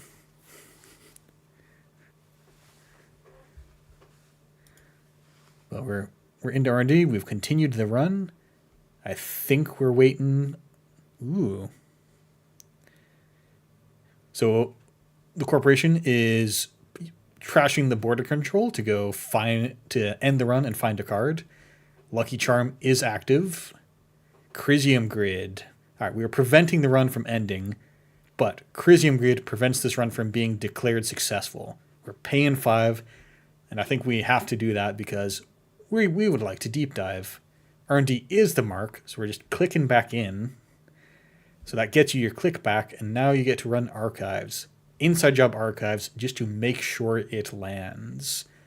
Now, if this is another border control, we could rob a click, but if we're not spending a border control. Spin is going to spin back in Spin Doctor and a border control. We'll get some more non-agendas in there for the... Pretty sure this is going to be a deep dive, and it's a scary deep dive.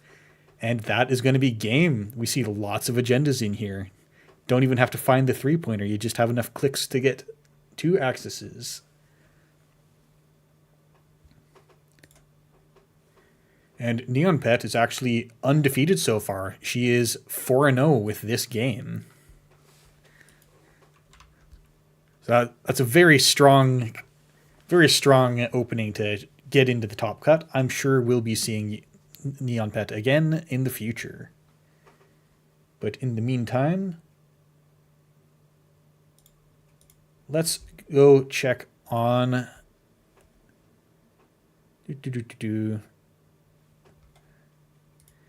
Let's go check and try to catch another game because, gosh, they're fast. We're 10 minutes into the round and that one's already wrapped up.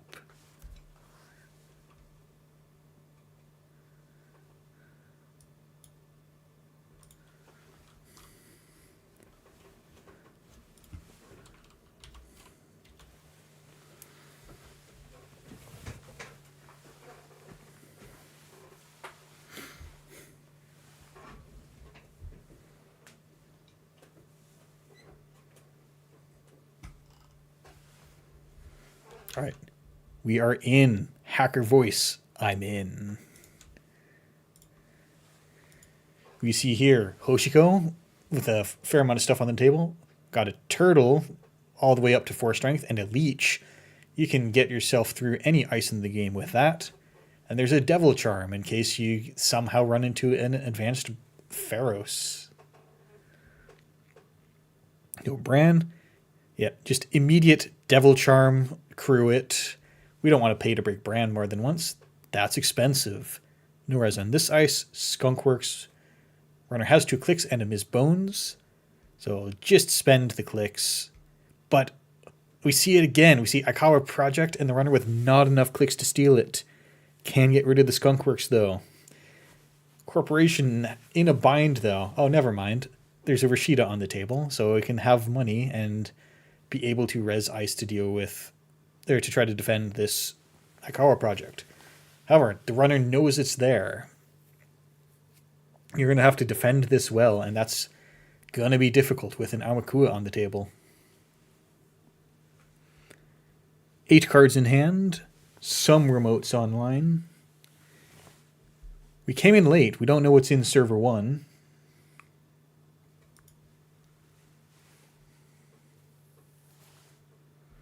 Greasing the palm, great way to spend cards. Another upgrade coming in. Oh no, we're just overwriting. So there we can tell that there's a Spin Doctor on the table now. Definitely, we are not just moving it to archives to make it easier to steal. And yeah, res a Spin Doctor. Now you could leave the Spin Doctor just holding the Aikawa in the remote. But also you might need this remote, so it's possible that the corporation just immediately removes the Spin Doctor, shovels Aikawa back, and then we put something else in the remote. But no, we're clicking for a credit, discarding something. That could be another agenda leaving the play area. The price sees 4 events. Ouch. But we do get to resolve a strike fund. So there's that.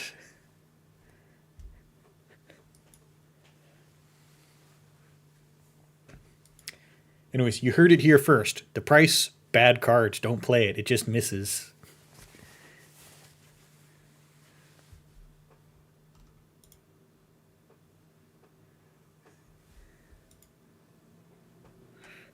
All right, Dr. Nuka. Nuka draw. There's still plenty to do, but no active threats on the table, unless server 1 is something. And Patrick coming online. The absolutely... Click Patrick to manually resolve it. Oh dear.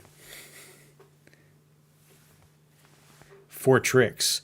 I don't play on JNet a lot, and I haven't played Patrick on JNet. There's some horrifying Patrick UI that we don't know about.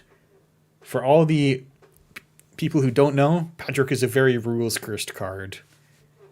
This may look like straightforward text, but it stops being straightforward the moment you ask tricky questions about it. But for the most part, you can toss a card from your hand to get a 2 credit discount on something. And when you've got as powerful a draw engine as Hoshiko and a bunch of Nukas, that's pretty good. No, don't cheer Patchwork. It is an evil card. We had to release evil articles about it.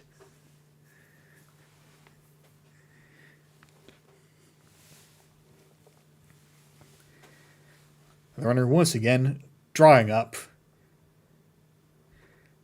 And there's exciting new cards in Server 3 to check out.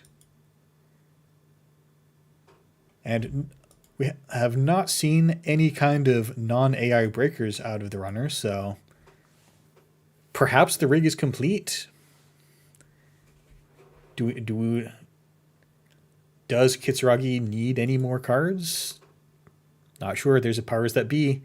Might as well trash it with Miss Bones. There's a lot of scores to go.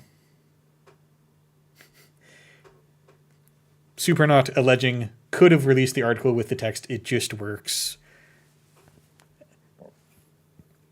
And unfortunately, perhaps that would have been a good solution. Okay, Hollow Man. That's what was in server 1 this whole time.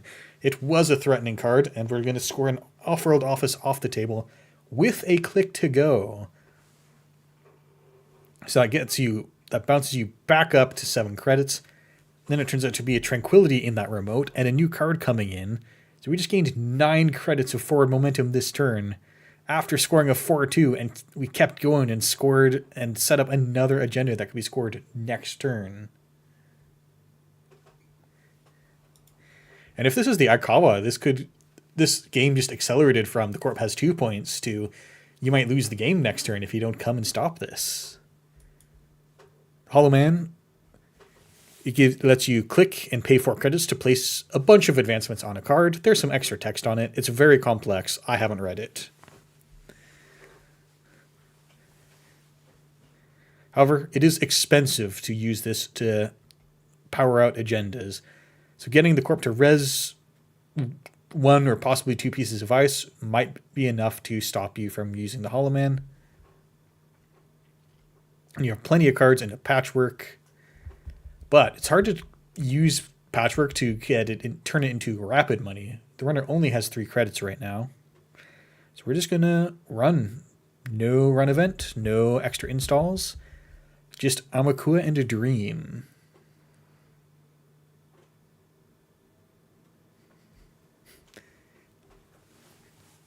You know what's the interesting? There's actually some of the very early cards from like the lunar cycle from when I wasn't playing.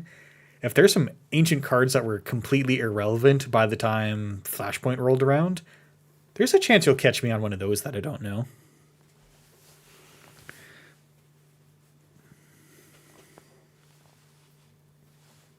All right, thinking. Because maybe this is cheap ice that you just walk through with Armakua. Maybe this is good ice that's going to crater your economy that you need to use the Hollow Man. This is a very, very good time to come and challenge this. That 1 extra credit that we clicked for is going to let you through quite a few very scary pieces of ice. This could get you through an Ansel. And once you've resed an Ansel, you don't have any more money. It's a Gatekeeper. Just a leech counter and 2 credits gets you through that.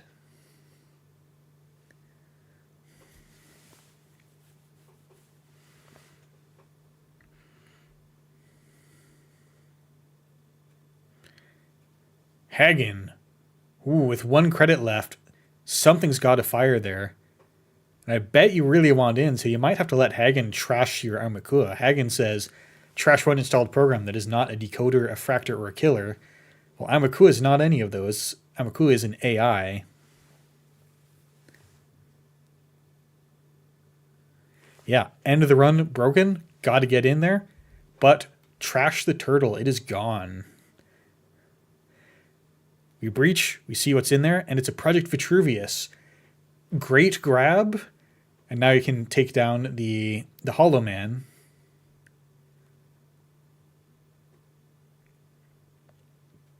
That'll slow you down. But now you don't have an Armakua.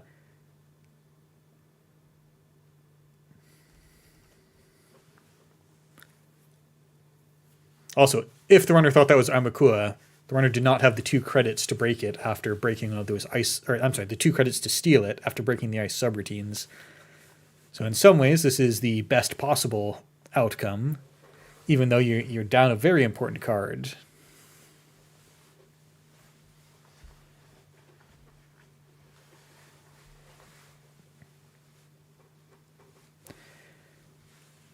And worst of all, next turn, because you've accessed cards, Hoshiko will still be on the lose a credit side. So if you click for a credit, Hoshiko is going to lose you a credit at the start of next turn.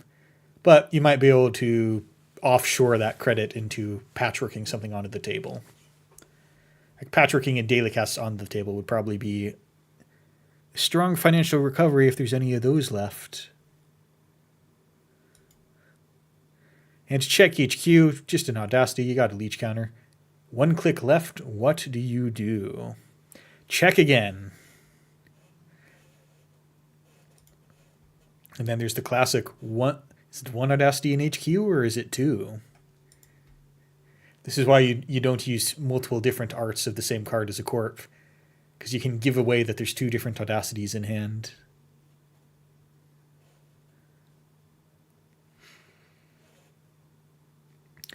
Both players super broke right now, but the corp has a Rezzed Ice and a Tranquility Home Grid, which is incredible bounce back, and the runner does not. Patrick is incredible bounce back, but that takes a second, and the cards you install have to gain you credits, and not all the cards do that. New card in server 3, 2 credits, and suddenly we are financially solvent once again. And advancing. I don't think I've seen seamless launch in these lists, so this doesn't look like it's going to be a seamless Aikawa score out. But if it's another off-world, then that would be a very scary score.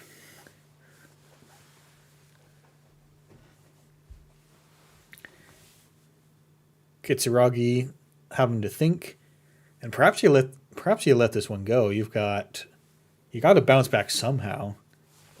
Like if there's any agendas to be had in HQ, they just went into this server.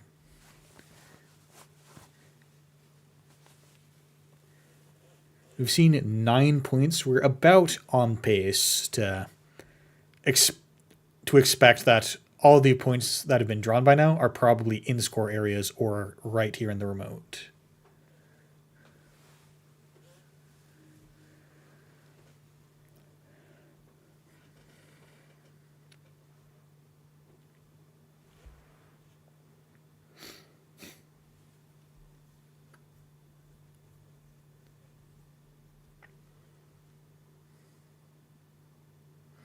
Yes, and Scene Chilling pointing out, Advanced Audacity is the Aikawa threat. So never mind, there's something just as good as Seamless Launch already on the table. So this could very credibly be the winning Aikawa, and if that's what that is, I think the runner is cooked.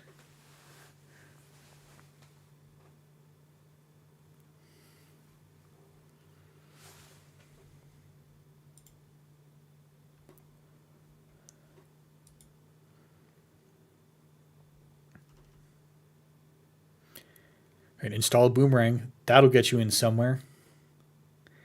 So install Boomerang, run and check. Ablative installing we are at threat 3, so a player gets to install a non-agenda card in another remote. Skunkworks comes into server 3, making extra sure the runner won't be able to get in. But it looks like we're really banking on agenda on top of the deck, and the bet is live. Scoring of Vitruvius from the top rope. Or is it with a steel chair?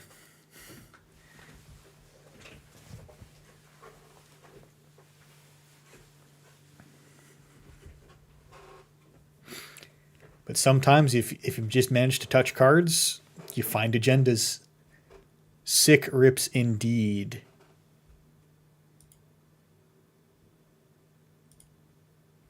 And then that is the last game of round 4.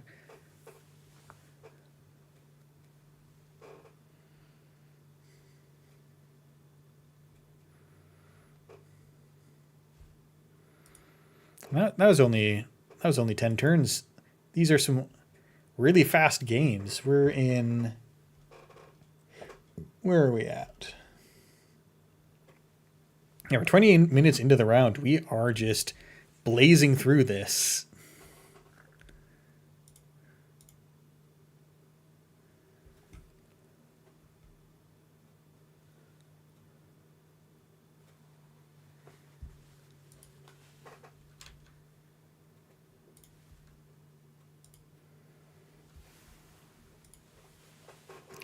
Well, this has been a fun AMT this month. Everyone's playing incredibly fast. I can't talk fast enough, and I've been extra caffeinated today.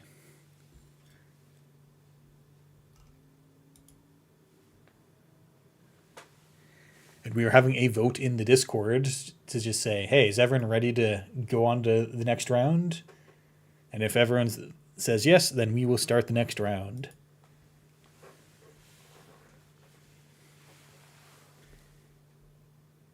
In the meantime, we have the results in. We have the standings, I think.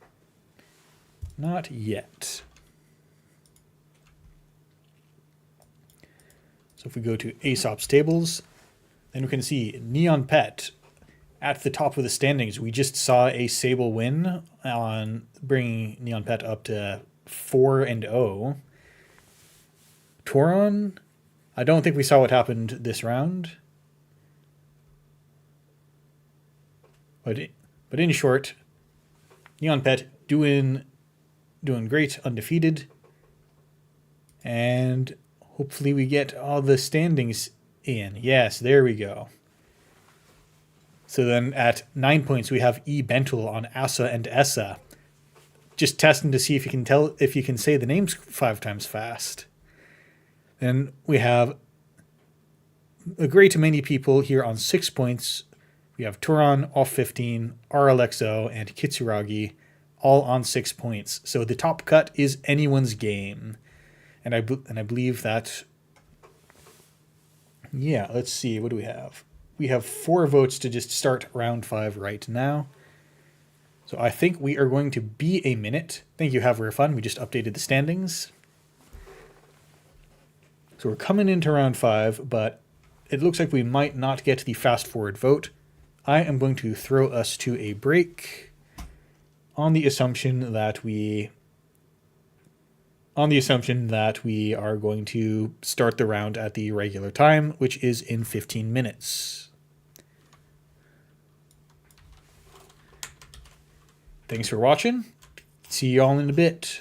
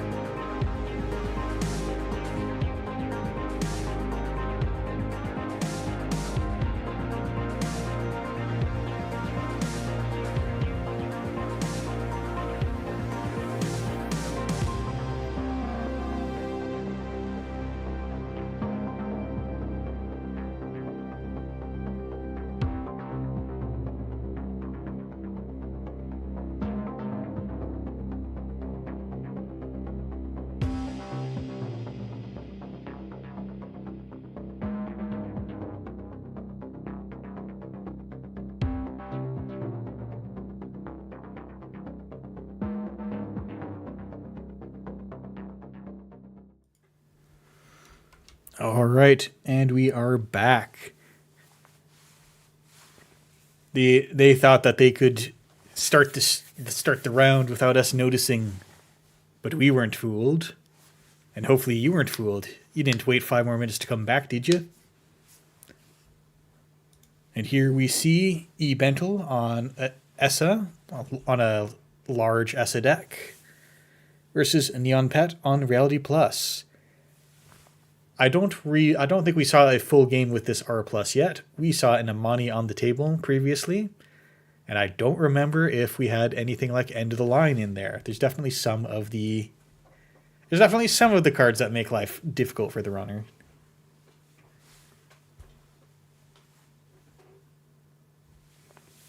But there were a couple of kill Reality Plus decks that made it into Worlds. This could be something similar.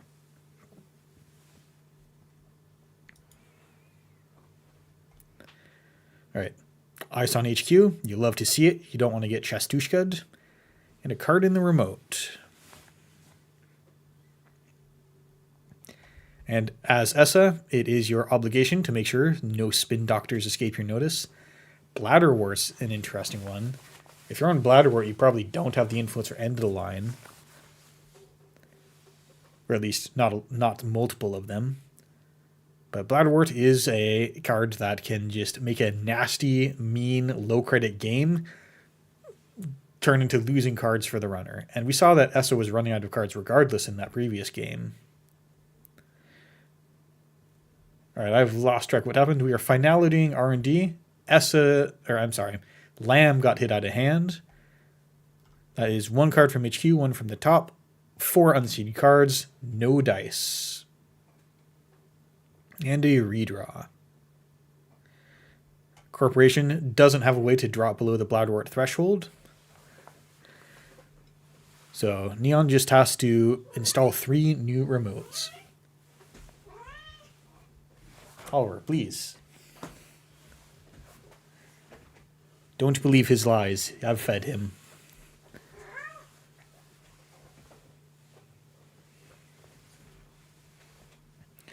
Now back to the runner. It's very intimidating to be at 2 credits and then you see R plus do anything. Because you could go check ice, but then it probably tags you, and that's a disaster. But we're playing Moshing. We're going to throw 3 cards out of the hand, and Moshing is just such enormous stonks. We see Ashen Epilogue, Labor Rights, and Begging hit the bin, cards that don't do anything until later. You will want them later, but not quite yet.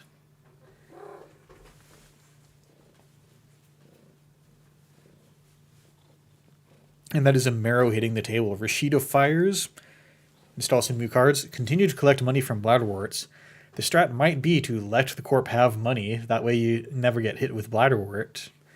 Which has the upside of never getting hit by Bladderwort, but the downside is the Corp has money. I deliver quality commentary at all times. And we're checking archives. There were the 2 unseen cards that hit. There were some unseen cards that got in there, but there's a doctor and nothing in archives. So sometimes you can clear out the doctors. Sometimes you just have to fight through them and do more sabotage than they have doctors. But disaster. AR enhanced security in the remote. 1 turn before Banhar is live. So now for the rest of the game, when the runner trashes the Corp card, you are going to take a tag. R plus is going to get a rebate. They didn't even have to do anything. So with nothing in the remote, might as well target HQ. But let's check what this is. It's a B1001. Which was enormous in the last game. Ending the run on click 4. We trashed the B1001, but now you've got a tag. And we sure don't want to clear it. Crack Fermenter. It's a very good card. You pay 1 credit, and then sometime later you have a whole bunch of credits. We clear the tag because Banhart is a very powerful resource. You don't want to lose it. You are vulnerable to Oppo research. Yep, there we go. Corp reses MCA, takes a click. Once this gets full up to 3 counters, then you'll be able to fast advance something from hand. And you give the Oppo research, spend 0 credits, but now the runner has 2 tags to clear. Notably, that will cost most of the credits you currently have, and you spent an entire fermenter on that. And if you spend this turn challenging that MCA, then you'll take another tag from the Ares, the AR Enhanced Security. I think this is the most messed up card they printed in Red Sands.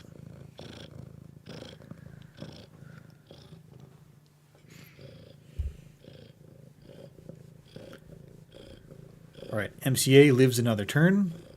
I'm going to click it another turn.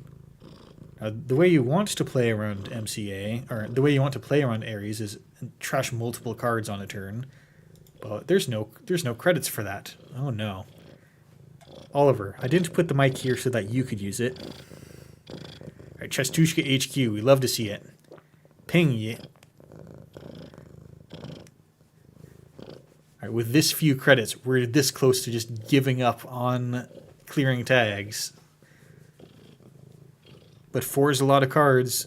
We haven't checked and cleared remote 6 and 7. It could be another spin doctor. That was 1 from HQ, 3 from R&D. Which could be getting one that could be caution and not just ripping 4. Or it could be knowing there's a spin doctor on the table and you might as well get 1 card out of HQ.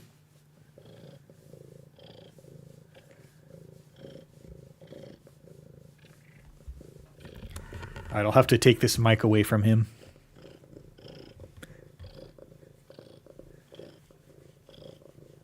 Yep. He had demands, and apparently the demands were that he's cold. Alright, pop the MCA. Another Ares. If you ever trash anything again, you probably give up on tags, and we have 2 Bladderworts.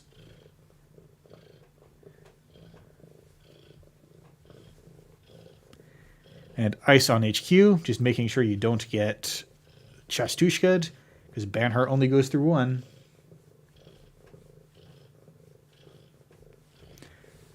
From the last game, and from the trash earlier this game, we saw B1001.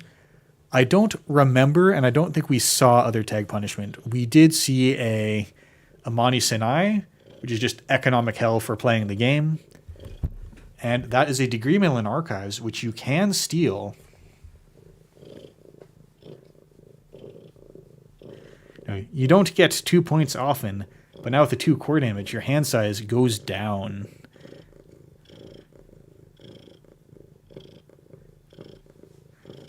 I'm sure you'd rather throw out anything other than your marrow. Interesting lore on that one.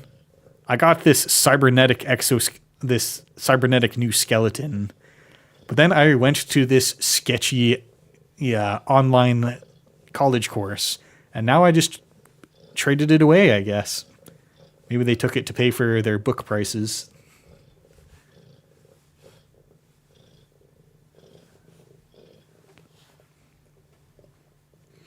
All right, labor rights, shuffling back economy.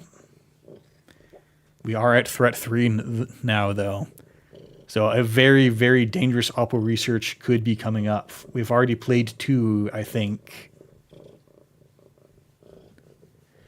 But R+ can easily afford an Oppo research. Alright, ooh. Discarding Marrow.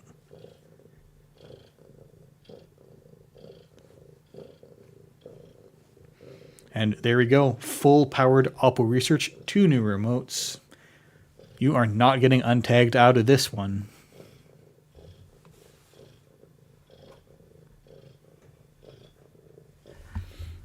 Sorry, I've got one hand. I need to obey the cat's wishes. Oliver, no, that's my pile of books. All right, check in archives. So got one credit. Okay, we discarded the marrow because there was another marrow in hand. Check in archives, just seeing if points come out of the deck, but not today. And now the corporation is setting up to have lots more money.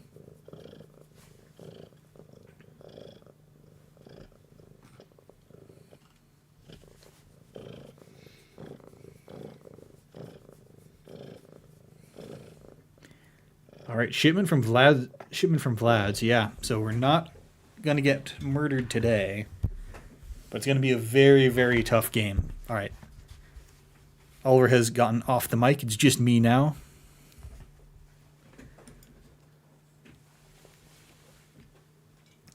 Run the Spin Doctor, and you may not be able to afford to trash it, but the corporation still has to pop it just on the threat that you might, because sabotage can do stuff to you, and that was a degree mill scored from that shipment. And if there's another shipment from Vlad's, then you could just do it again and win next turn if you're lucky. Corp is waiting for the finality. What are they waiting to do with the finality?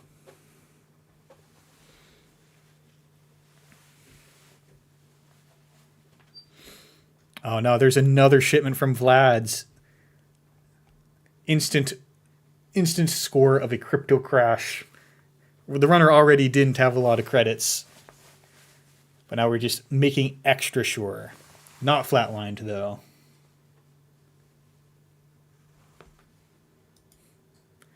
All right, 15 minutes. Quick game. All right, and then let me go check on table 2 real quick.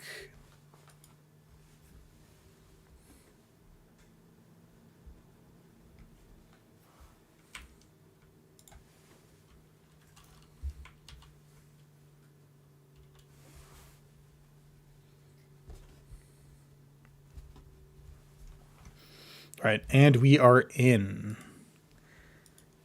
15 minutes into this game, we see a lot of stuff on the table. There's a wage workers and a cohort going unchecked, and some bladderworts in the remote.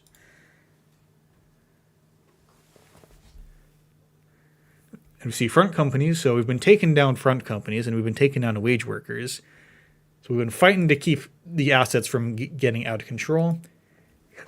In the heap over here, we see a bunch of breakers, possibly sold off to Aesops, and 2 Hermes. And I'll bet those were hit by net damage. And chances are you don't have a 3rd Hermes, so I don't think the corp's going to get a console this... I'm sorry, I don't think the runner's going to get a console this game.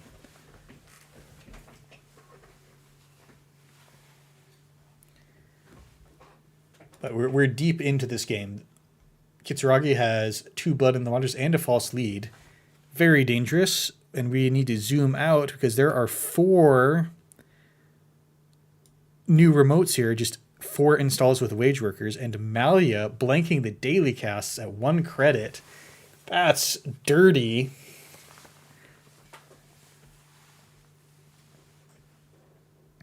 Malia's a really good tech card, especially in decks like this where you're trying to just... Well, you're not even playing low to the ground. You got a lot of credits here. But the runner, I think, is making sure that no agendas sneak by on the table. That is a Reaper function, not enough credits to trash it. And with 5 cards in hand, maybe that's something you can let slide to make sure that servers 18 and 19 aren't agendas. Spin Doctor, can't trash that either. But Corp is acting. And here, I think we can guess that server 19 is next. Would you trade a degree mill for whatever's in server 19? I would, but I don't know what server 19 is.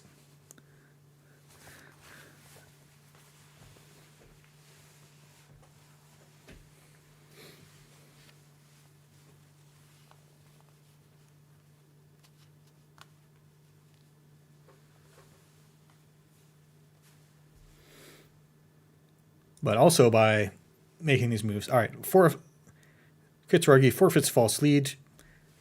Runner no longer gets to take a turn.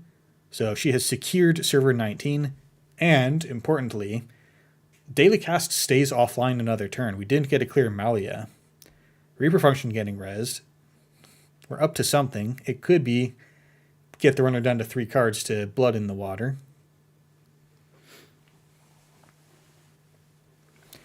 But there's also plenty of face-down cards in archives, so Cohort can turn that up to help score whatever's in 19.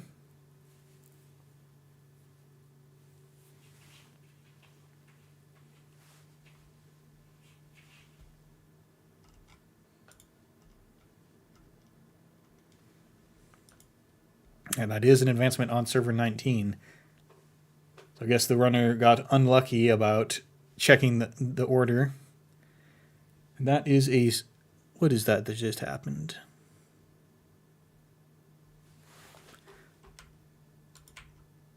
Okay, server 2 going up to 2 advancements and then leaving it there. That is exciting, and what if this is the Urtica cipher? We don't see a whole lot of that. Oh no. If we're rezzing the powers that be, then that's not an Urtica cipher.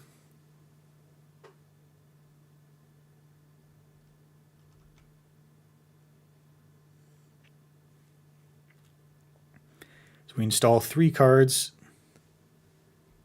and then we score a Sting. That's a flatline. Didn't need to have powers that be.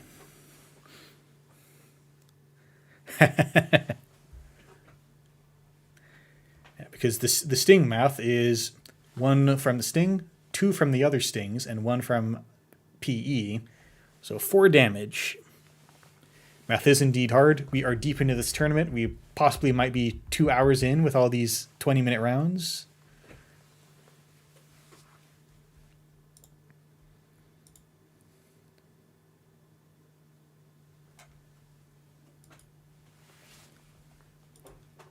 All right, and then this round also 20 minutes. That's all the results in.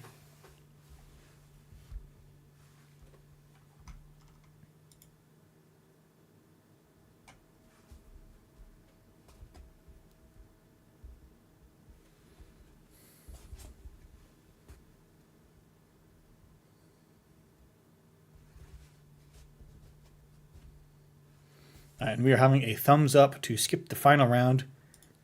Let's see how that goes. Let's zoom back in so we can actually maybe see one at the start of the game.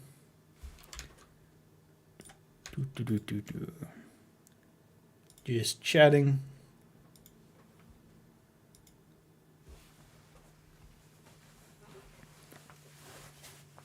And yeah, going back to that first game we watched this round, seen Shilling calling that the UK econ or the UK R plus deck. It's an econ prison, and it really is. It's so hard to keep your money up against that. And then if you do somehow manage that, then there's the crypto crash just waiting for you.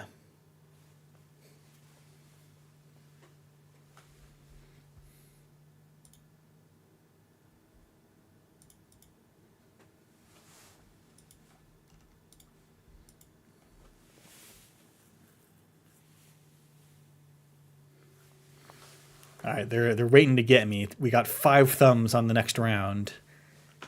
They think they're going to get me to try to go to break for 20 minutes, but we're not falling for it this time.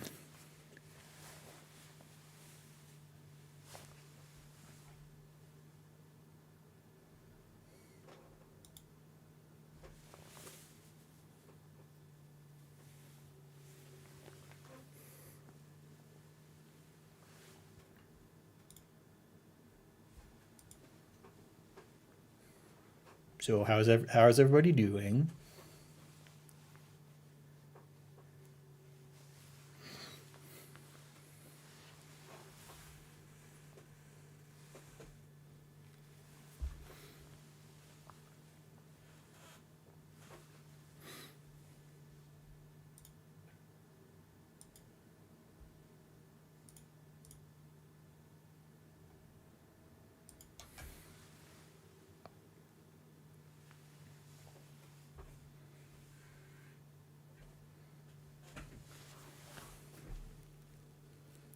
All right. I am running low on topics. It is interesting. So we do see the surge of shapers. Now that's carrying through from Worlds, but also seeing a lot of. There's a sports medal in here. We haven't managed to see a sports medal game yet, but maybe we'll get there.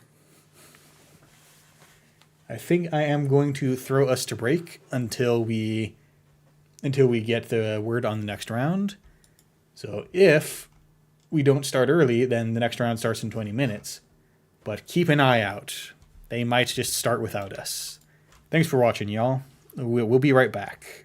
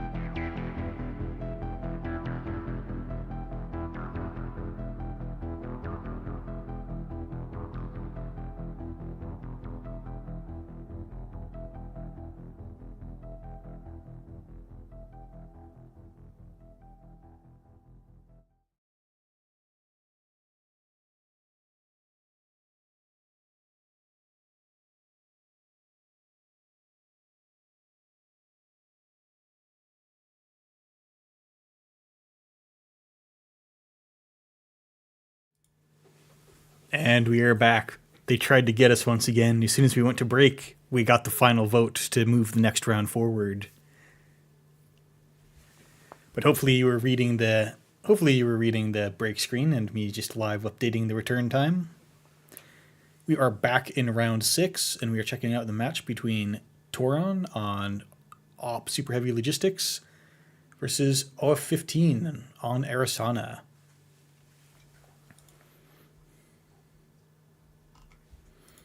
Right, and that is go. Round 6 begins. Toron, knowing that he might have to forfeit a few agendas and make the game go long, is just going to play at light speed. This deck is on... I don't think it was on Archers, but it is... No, yes, it is on Archers, and it's on Eminent Domains, so you hope to just res a free Archer with Eminent Domain. And OF15 is on that Arasana good stuff. But I think we saw a... What was it? We saw a flux capacitor in there to charge stuff. As well as being on some of those temporary breakers like a revolver and a propeller, if I recall correctly.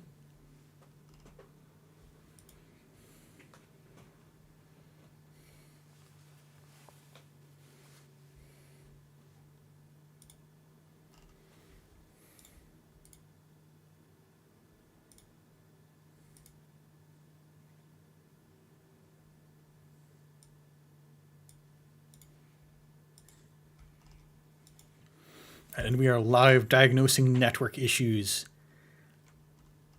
Truly, this is Netrunner. We gotta hack the ISPs before we can play the game. And just starting with, what is that? Draw, Simulchip Creative Commission. And Regolith.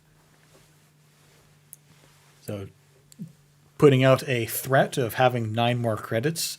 And, as op, once you're done with the Regolith, you can go get a 1-coster out of your deck.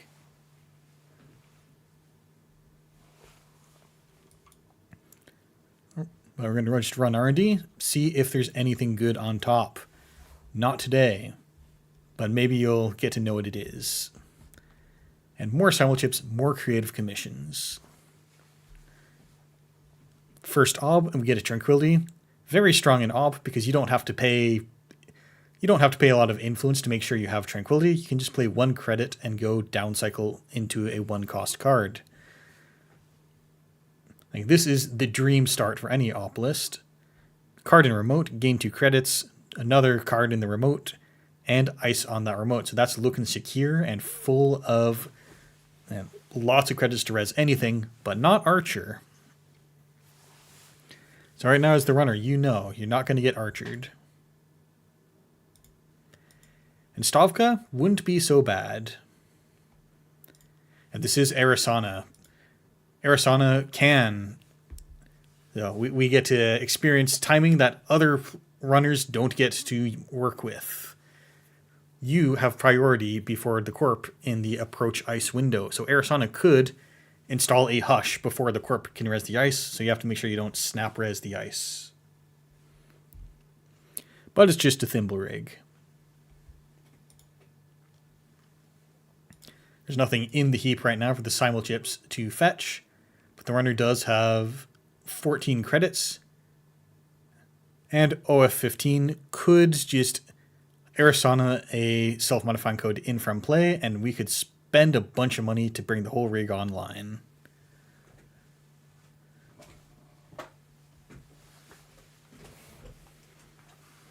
Action before encounter. So this looks like we might be pulling a Physarum Entangler.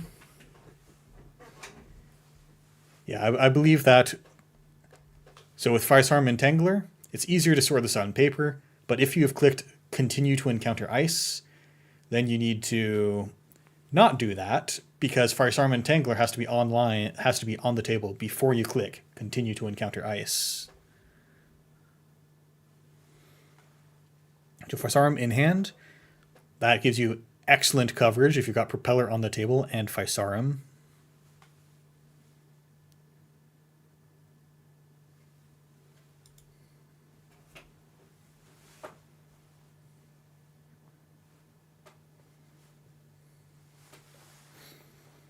And we're just undoing click because, you know, not really a better way to try to resolve that.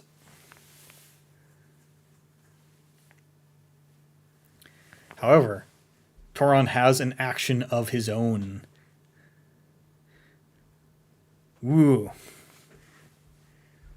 So, Firestorm Entangler, it turns out that sometimes they can get you, but if you'd believe it, more actions, not exactly on the stack because there's no stack in this game, but because Firestorm was trashed this turn, you can simul-chip it back.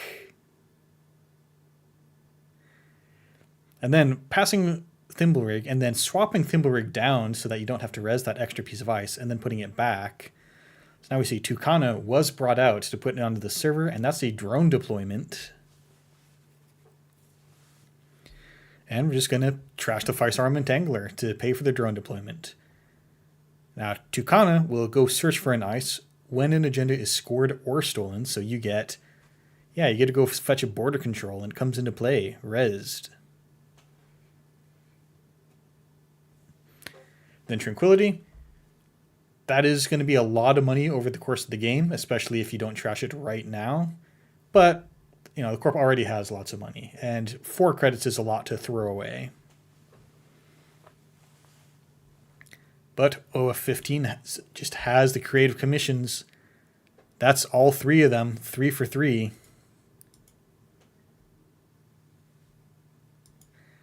Stack ice on HQ, make sure nothing happens. And more stuff into the remote, gain money with Tranquility. It's very interesting to do that when R&D is totally open. And perhaps that suggests we have 2 more SDS drone deployments that we're trying to make sure that don't escape.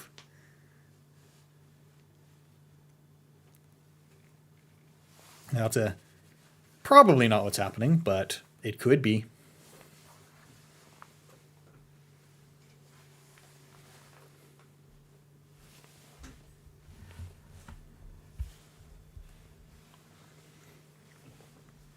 We've also gotten the 3rd Diesel. We've got a fantastic set of cards to draw first. 3 Diesels and 3 creative commissions, as well as Firestorm was in hand. All right, we're finally checking R&D. Got to live up to the Shaper identity, or the Shaper faction.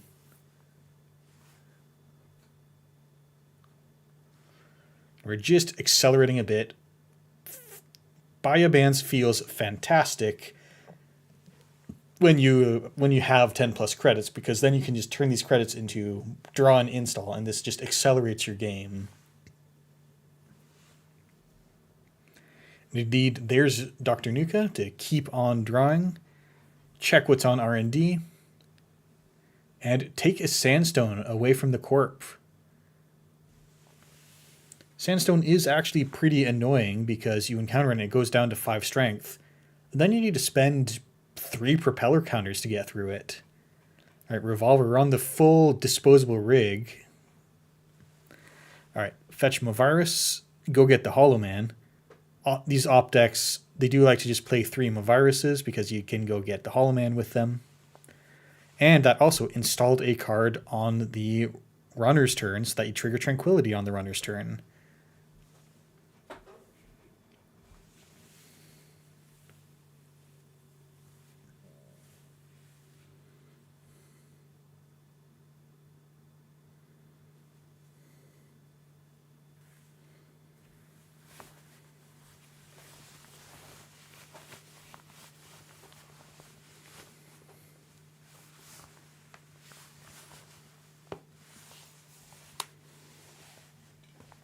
And instead of gaining credits, we draw a card. That is some disgusting Tranquility value right there. Yo, maybe we should ban Tranquility.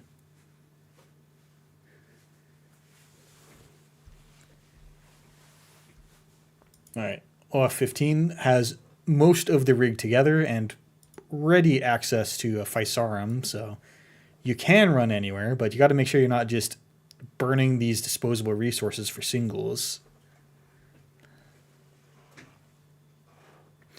And border control on the remote, extremely threatening because you just go get a sandstone, and when your solution is currently propeller, you hate to see sandstone.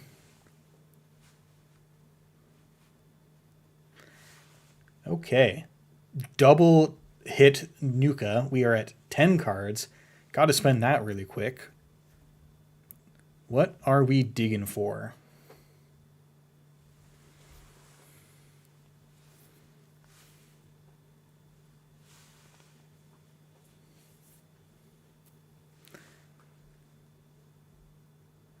All right, board control on the...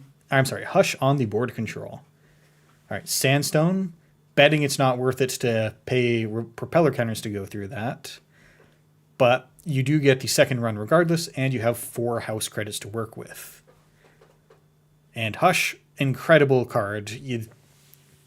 It's the really hard card to make room for, but every time you draw it in the right circumstance, like right now, turning off a board control, it feels like the best deck building decision ever.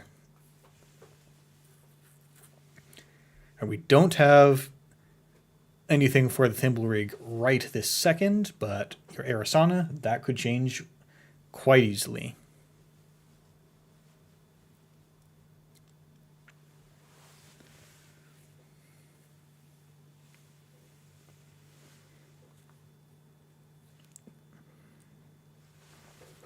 And notably, the Hush was manually installed. Arasana's ability is still available.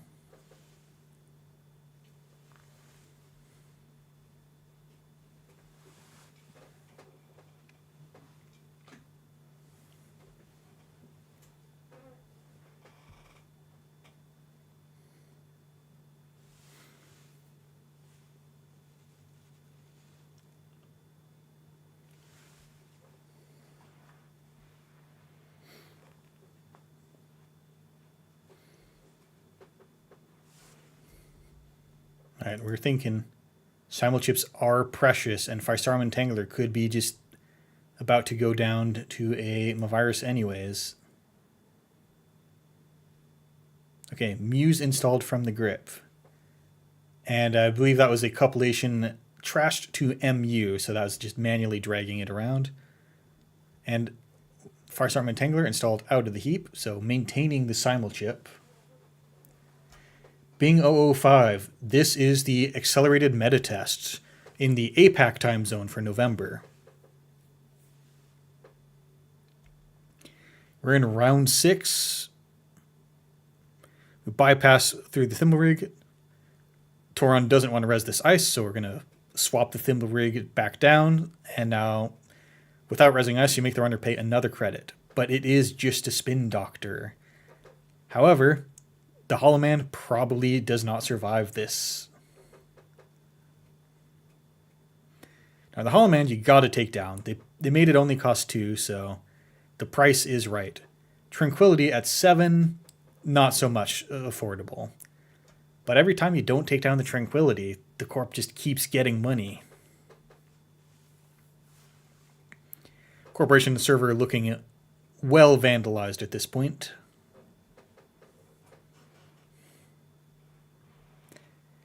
Discarding Specwork and Aesop's Pawn Shop. That's the whole engine right there. So there's a lot of these disposable breakers that are only good for so long, and then you sell them to the pawn shop so that you can simulchip them back.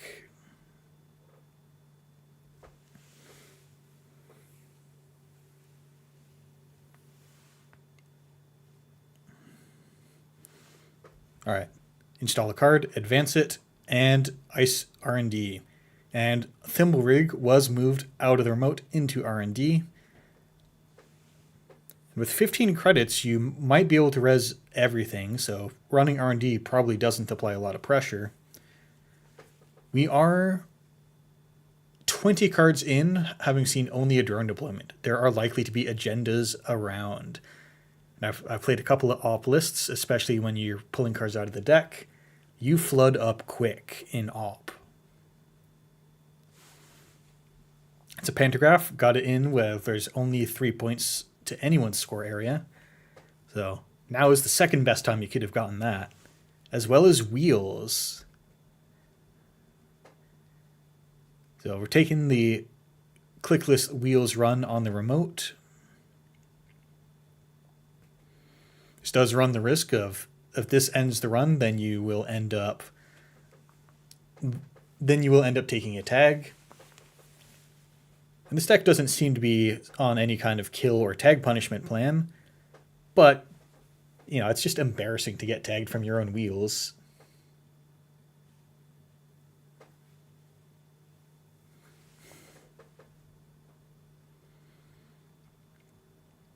And that's Propeller. Last of the counters spent on the Sandstone. No action. Whatever this ice is, we're not resing it anytime soon, and that is an Eminent Domain with 1 advancement on it.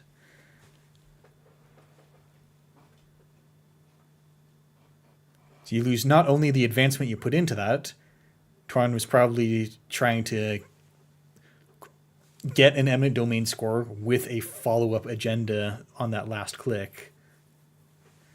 But the runner prevented the Eminent Domain as well as the free archer that it would have undoubtedly installed. Okay, install advance advance. The runner is out of propeller counters, but you can simulchip that. Yes, Gene Chilling saying that this looks like it might be an archer, and that would explain why this hasn't been rezzed under any circumstance.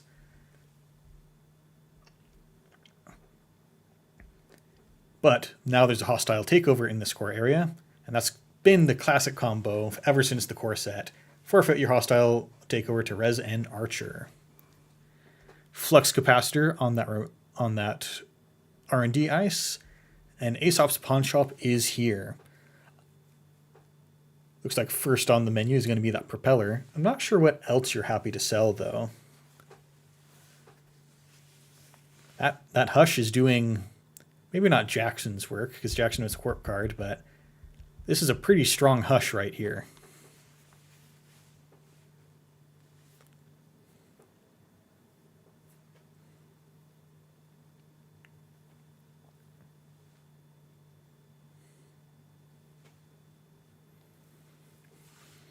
And Pantograph also critically giving you that 1 MU, because when you have 3 programs sitting on the corpse cards, MU gets really restrictive, and you got to do something about it. That Tranquility home grid continuing to print money and allowing you to put a 4th piece of ice on the remote. And that's what can be really hard when you're a Trojan deck, if the corp can just have more ice than you have room for Trojans. It's easy to vandalize a 2 ice server, but this is starting to get out of hand.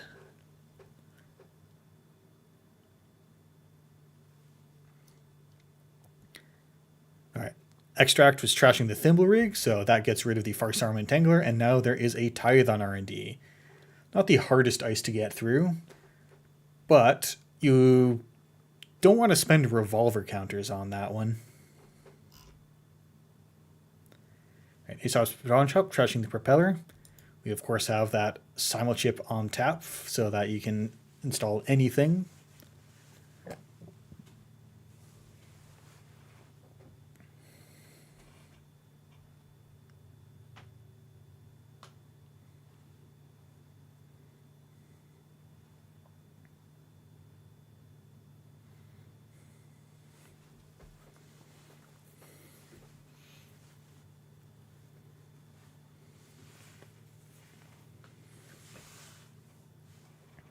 The good news is the runner has 2 free MU again.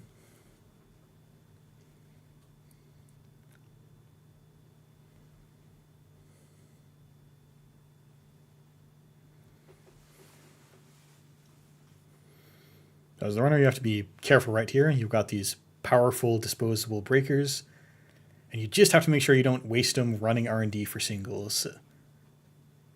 I'm not such a strong person. I'm easily tempted, and I would definitely be running R&D right now.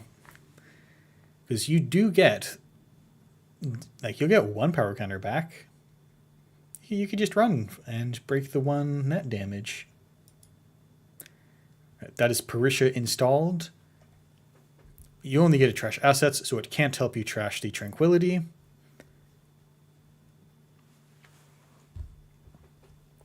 There may not be a lot for ratio to trash, but you can sell it to ASOPs. And clicking for 3 credits is not bad right now, and you're at 4.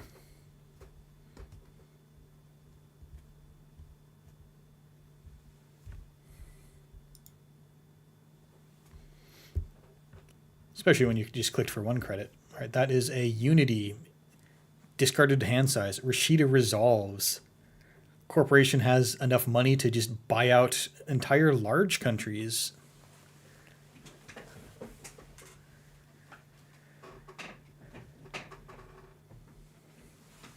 New card in the remote. More Tranquility money. You can just afford anything right now.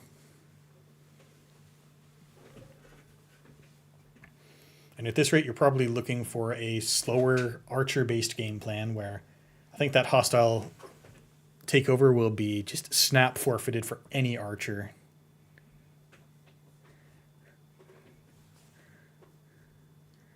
And yeah, we don't need the money anymore. So Tranquility Home Grid overwritten for no particular reason, possibly because you have to whenever you install a region, you have to trash any existing regions, even if both cards are unresed. So that looks a lot like a Crisium Grid in the remote to stop Hannah from making free runs. That's a Winchester. Lines up really cleanly with Revolver once. So full break to go through.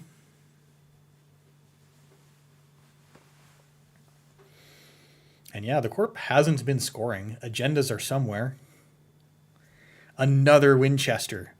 Vile. Truly a disgusting HQ to have to get through. But I guess this just means Revolver will be empty and ready to ASOPs. And yep, spend the whole Revolver for getting an Atlas out of HQ. That's pretty sick. We know there's another 1-pointer in the deck at least. And Pantograph installing a Pisha Sound on that Tithe. Alright, we're just going in. A 2-card Maker's Eye, looking pretty good here at 6 points. And trashing the Revolver, you can throw the final bullet. You can throw the gun once it's out of bullets. Nothing for Flux Capacitor to charge right now, unfortunately. It's the 3rd Winchester. It's nothing but little scorpion guns. But you got that Simulchip. And you only have to pay 2 Revolver counters to get through. Doesn't have the bonus end the run subroutine that's on HQ. Alright, Breach. Breach! And no dice. Oh, but we're running Archives. That was a run on HQ, followed by a run on R&D. You gain a click on the piece of show, run Archives. And there we go. Extra click left over. And there's just points on the table. We were setting up for the deep dive the whole time, and I never saw it coming.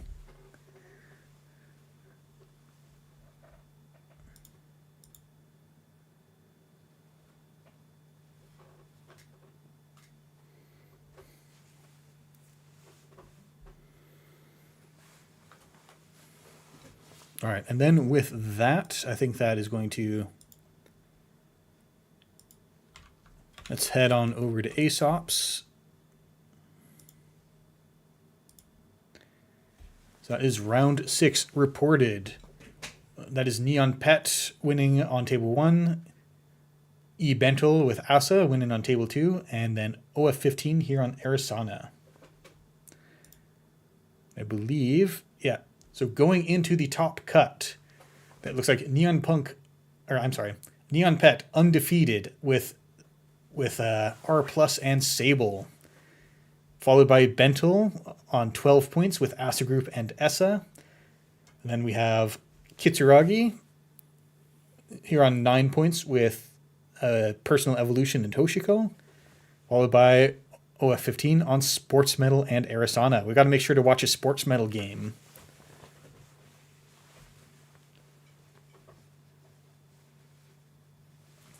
We are going to take a minute to have the top cut pass their deck lists to each other. And that's a clean top cut. 9 points gets you in, and then no one had to be decided on strength of schedule.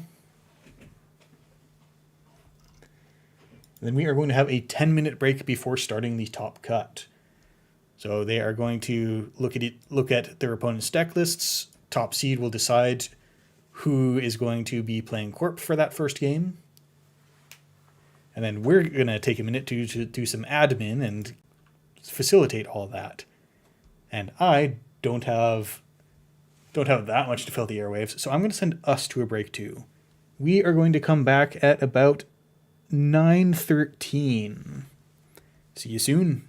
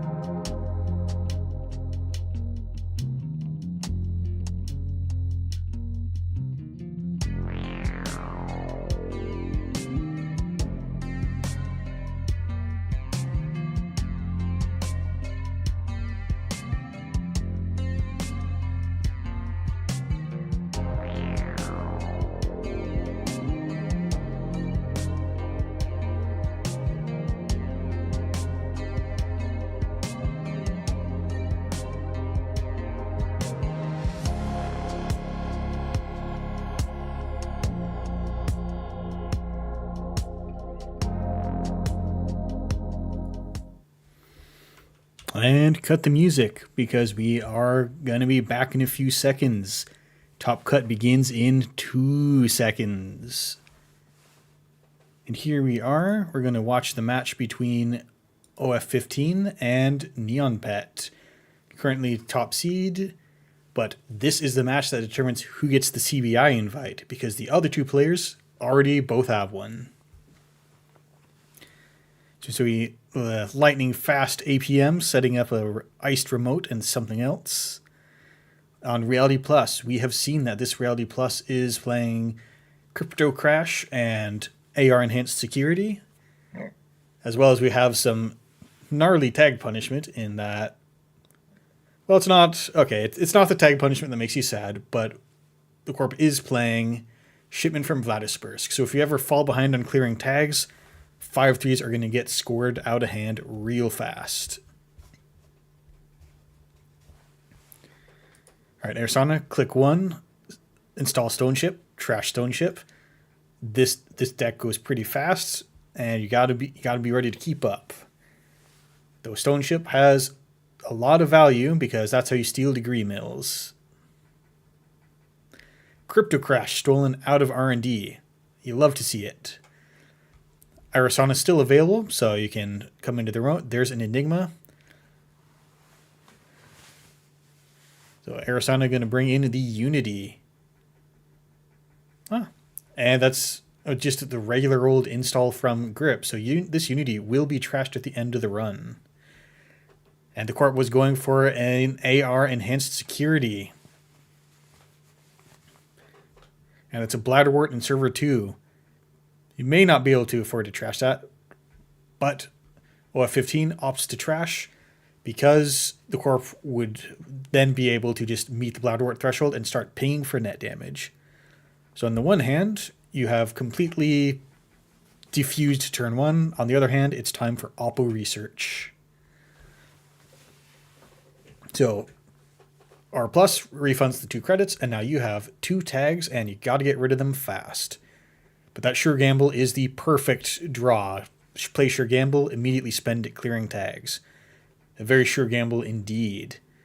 2 more remotes coming down for Neon Pet. And she's starting to crawl back out of the hole. And the runner has to be afraid of coming to trash these, because they might be money. But if you come and trash them, then you're turning on Oppo research again.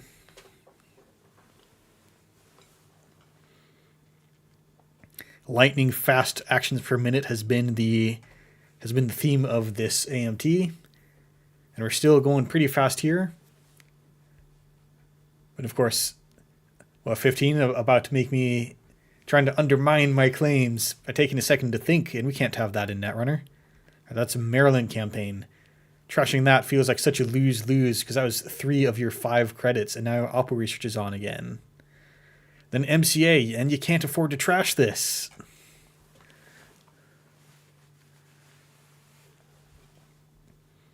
This feels like the kind of turn where you want a creative commission to recover from it. Ooh, but then you click for a credit. Only 1 card in hand, so Lucky Corp. Ooh, AR Enhanced Security. Finally got one. That's going to be...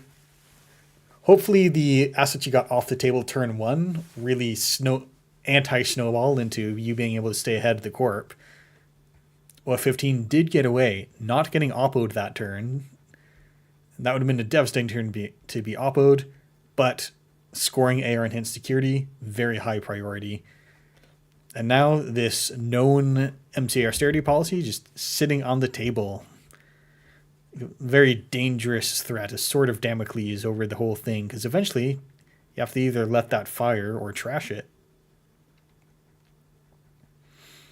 All right, Biobands, run R&D, just acceleration, get a simul chip on the table, access a card, it's nothing. Parisha on the table. And mandatory draw. Clicking to draw, click for credits. So great to have Parisha, but unfortunately, trashing cards now gives you tags as well and gives NBN money.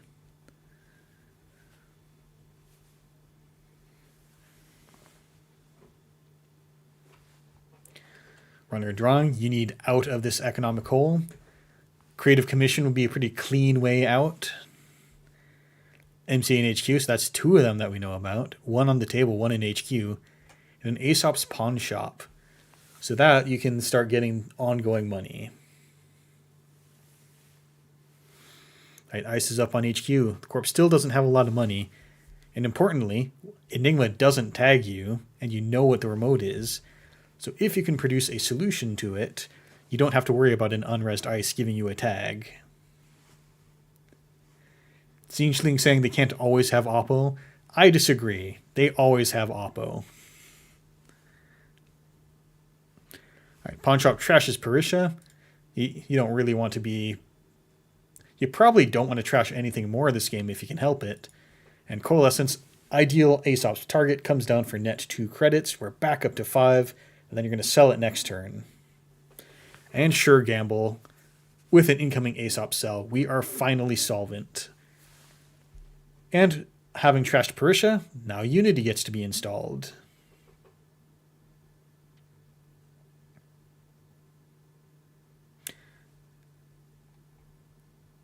Okay, and yeah, and OF15, pressing the full break button, but you don't have to break both subs on Enigma if you're running last click.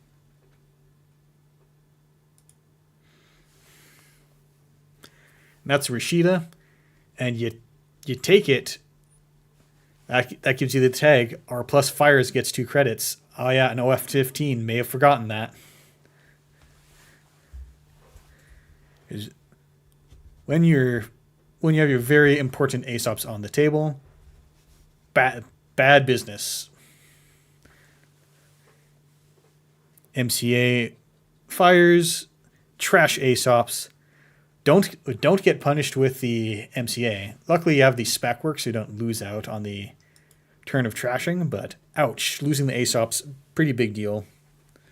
Now you have to think about clearing that tag.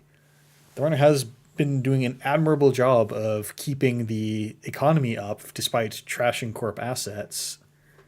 But we're probably just one big oppo away from the economy getting dunked in the water.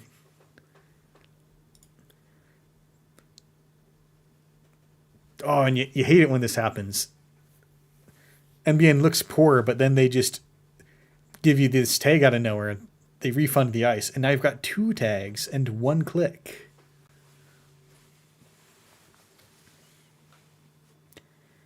And you probably need to clear this because you can score from 2 credits with a shipment from Vlad's.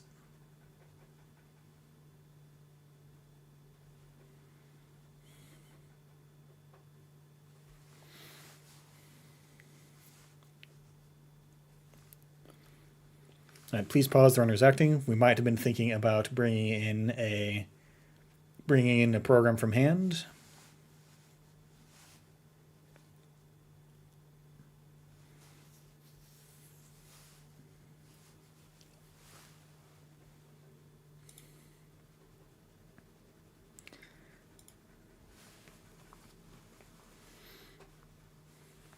All right, trash the MCA. And we see that it's Maryland in the remote, so nothing in the remote for a while. But the runner has 3 tags, and I think that OF15 is now tag me. I don't see digging out of 3 tags happening soon.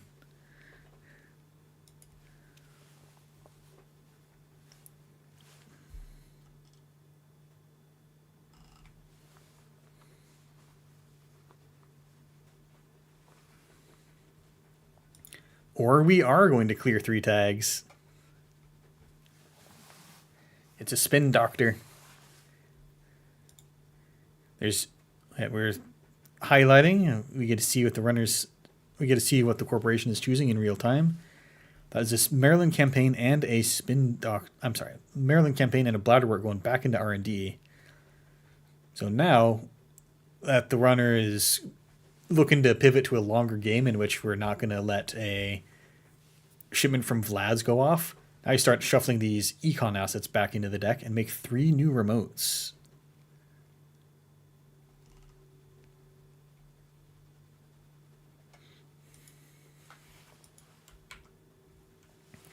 Once again, this is a terrifying position to be in. An R plus economy prison deck. Just made 3 new remotes, and you've only got 6 credits, and you still have a tag you should think about clearing. Pantograph, good to get that a little early. Still have plenty of points left to go in the game. Slash roll.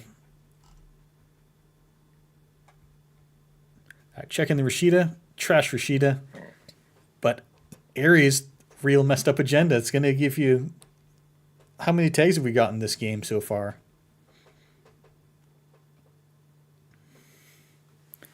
And you trashed the Rashida, but that also just gave the R plus refund.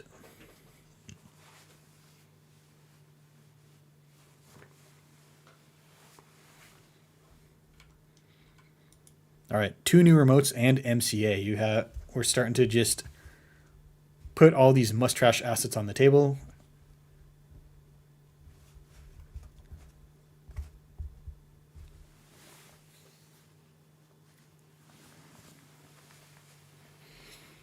And Creative Commission, we're back up to 6 credits.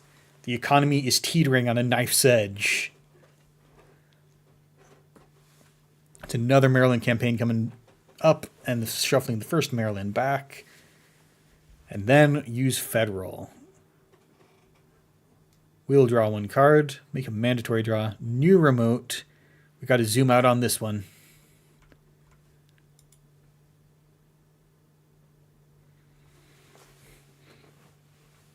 Now MCA is just ready. That is a Wheels. It's very exciting. You can run and you can check for free. It's a Bladderwort. Corp's a little too rich for Bladderwort to start damaging you, so you don't have to worry about that so much. But that could change as soon as you score out an agenda.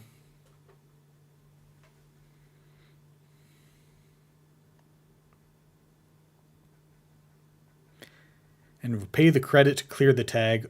We are free. We're out. But the corporation gets to get away with that MCA austerity policy. And right now, not very vulnerable to crypto crash. You only have 2 credits to lose. But your bottom 2 credits are just the hardest ones to get back. And advancing the card in server 1. It looks like that might be a degree mill. Because if that was a 4-2, you could have cracked the MCA to score it. All right, we got to zoom out again.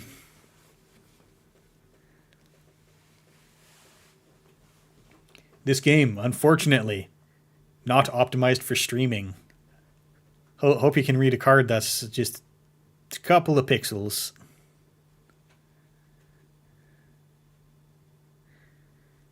But we see this card that was stuck around from last turn getting advanced once, and we see a new card in server 12, and once again hitting the MCA austerity policy. And with only 3 credits... Oof, Amani Sinai is one of those cards where you can try to stop trashing corp cards and save your economy, but then Amani Sinai will become rezzed, and then you end up having to... if you decide not to interact, then Amani Sinai will come over to your house and bounce all your stuff. So running, pay 3. That's all the credits to come check on this card. And it's just a Vlad's. Devastating. So there's still a possible score lined up, but it's it's something out of HQ. I forgot about Vlad's. Probably should have guessed that. But that is the devastating economic swing of whiffing on an important remote run. All right, Federal Fronter is doing. You can take a look and go grab from the top of the deck, from the top 3 of the deck, to go look for something to score.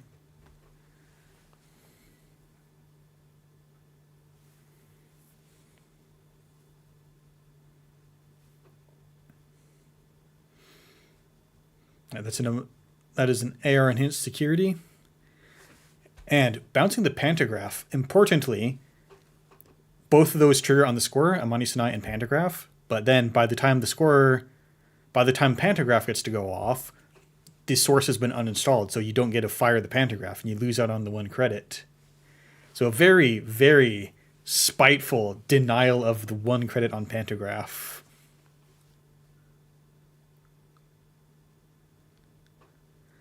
All right, spends the runner action card to gain a credit, gain a credit. So we're trying to just claw out of this. And you got to discard Nuka. But still, the Corp is ready to score the next agenda. If it's time to pop MCA, then easily just pop MCA and you can score something else in Amani again. Or advancing the Vlads again. And now that there's 2 AR enhanced securities, if you try to trash anything, then you take 2 tags. Incredible lose-lose situation that's come up here.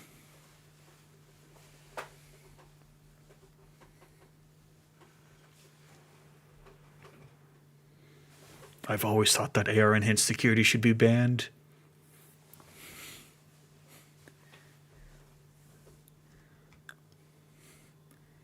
All right, the runner clicking for 3 credits.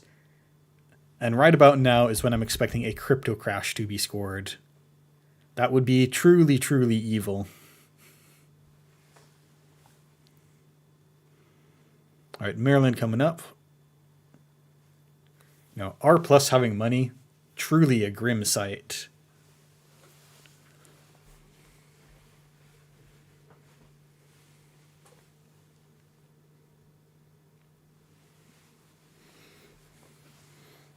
Okay, MCA, cashing it in. And this looks like scoring the degree mill. Yep, degree mill scored with a click remaining and a trace 5 and pay 1 to increase it to trace 6. This gets rid of the unity, so you pay 1 credit to force the unity to fire. Or force the unity to be uninstalled. Then install something new in that remote.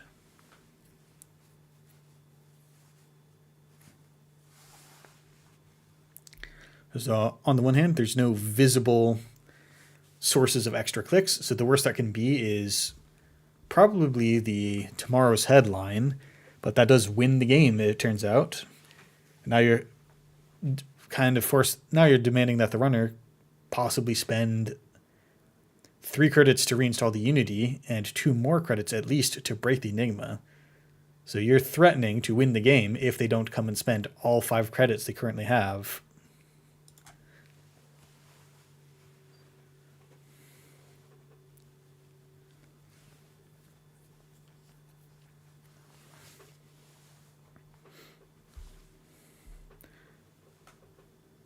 It's a diesel, and then clicking back up for credits. Haven't been punished by what would have been the most dramatic crypto crash in at least a few months. Just bringing up the Simul chip and discarding Muse, Stone Ship, Unity, and Revolver. Ouch. We are in economic prison right now. That's Rashid of Fire. And that's a lot of cards in hand. Surely you can find a second piece of ice right now.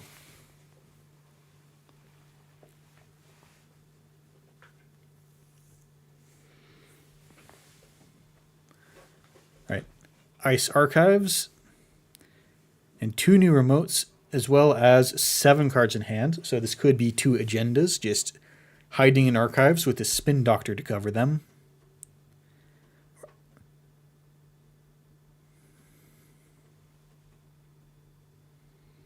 What's up, Cold Lava? This is round 1 of the Top Cut. And this is fighting for the CBI invite. Neither of these players have one. Both players in the other game do have one. All right, that's a Hannah run on the Spin Doctor in server 16. No res, no trash. Check on server 15. That's B1001. And currently, absolutely disgustingly, there's 2 AR enhanced securities. So if you trash anything, then this B1001 just comes online with several end runs ready.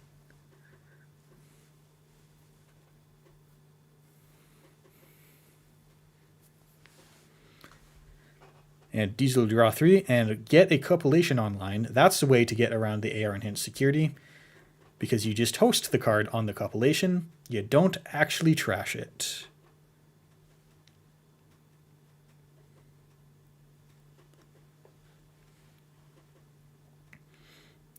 But Neon Pet is in an absolutely commanding position. We see a second ice on the remote and double advance on the Vladisibirsk. So now, setting up for a very overt, I can score anything I want from hand.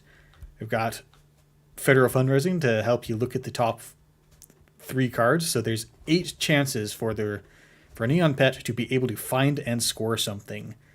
And OF15 has to contest that through 2 AR enhanced securities and just 5 credits.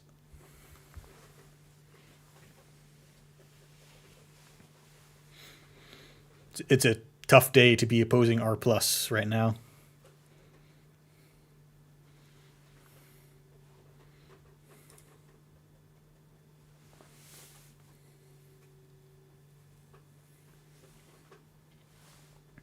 And what's cool is that if you are just digging as hard as you can for a 4-2, you can Federal Fundraising first, and if you see one in the top 3, you just draw it and say, cool. But if you don't see one, then you choose to resolve Fundraising first, so that you can then choose to shuffle with the Maryland afterwards and get another chance at some unseen card among those 3, instead of just having your mandatory draw be something you've seen on Fundraising. All right, OF15, thinking.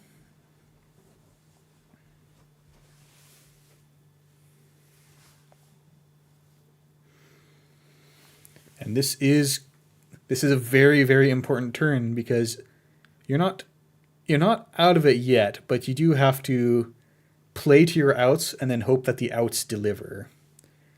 And that could mean just running HQ to hope to find something, or a trick shot and hope that there's 5 points on top.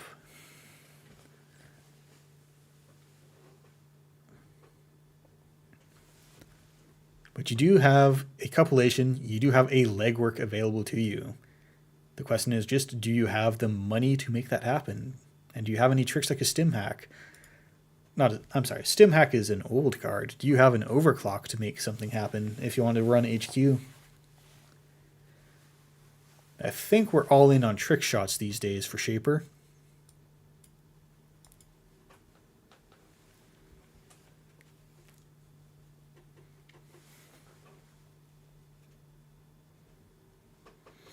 There's also 2 face-down cards that were discarded quite a while ago.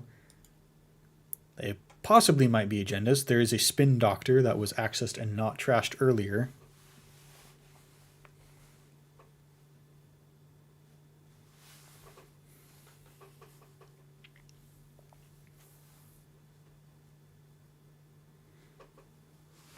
I believe we know what both server 15 and 16 are. Yeah, this is a B1001 and a Spin Doctor.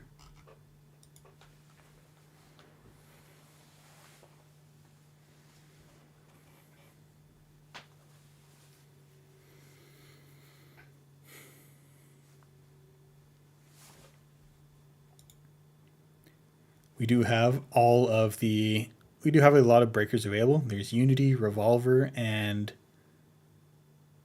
is there a Fractor in here somewhere? There may not be.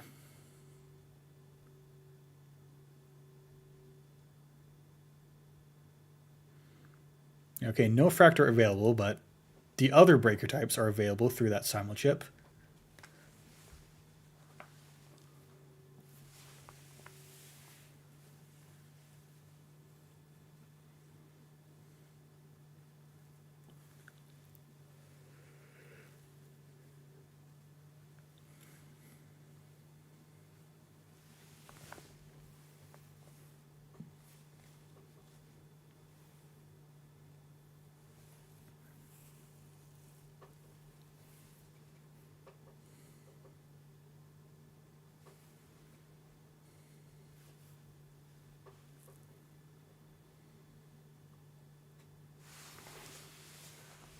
All right, it's a very, very tough turn here. Draw a card. You can always hope for the best. Maybe you find your Propeller.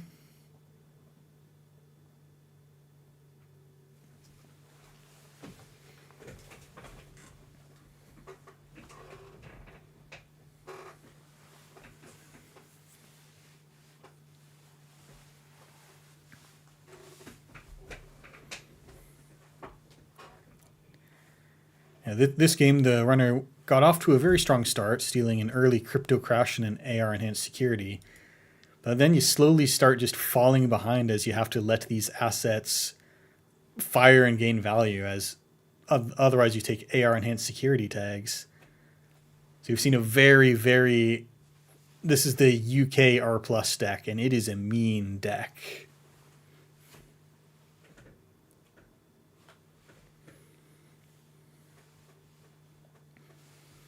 There's not a lot of cards that you feel great about here. There's 2 sure gambles and 1 trick shot that are out. We can hand a run on 15. That is the B1001. So take that away from the corp in case you possibly to run HQ. And this way, if this ends up being something that tags you, like F2P, now the corp doesn't have an end of the run on tap. All right, Firearm. So we're coming here to legwork HQ. 2 credits to bypass. All right, that's a crypto crash out of HQ. That is going to be an Amani fire. Luckily, there's not the most important stuff on the table. Hannah's free run has already been spent. And Simulchip is going to get bounced back to hand. And Oppo research accessed from HQ. Very ominous foreshadowing. And that crypto crash was scoreable from the Vlads. So with that out, at least that card won't make you lose the game next turn. It's possible there's another card, because you only saw 3 of the 5. Or it's possible that somewhere in the top 3 of R&D, Federal Fundraising can grab you the next score. But you have 1 click left. What do you do with the 1 click?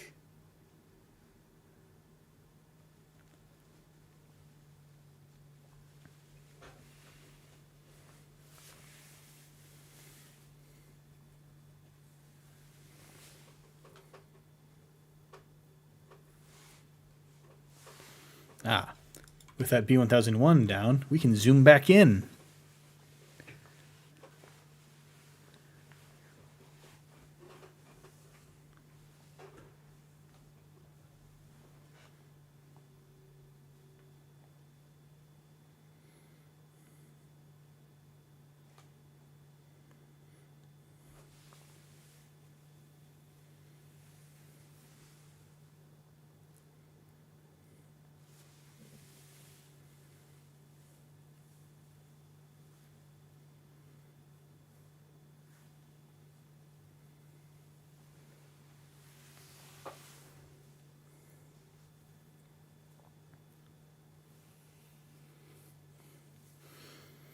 All right. The most important last click of the tournament. Well, okay, this is not the last click. You could win on this click. Like if you have a trick shot into some kind of way through the ping, and then you just access 2 points on top. But if you didn't have that, then you have to start thinking very hard.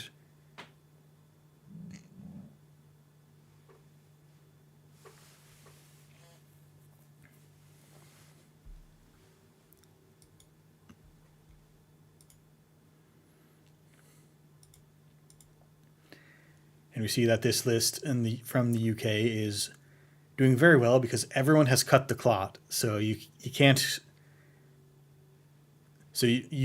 get stopped on your way to shipment from Vlad's someone.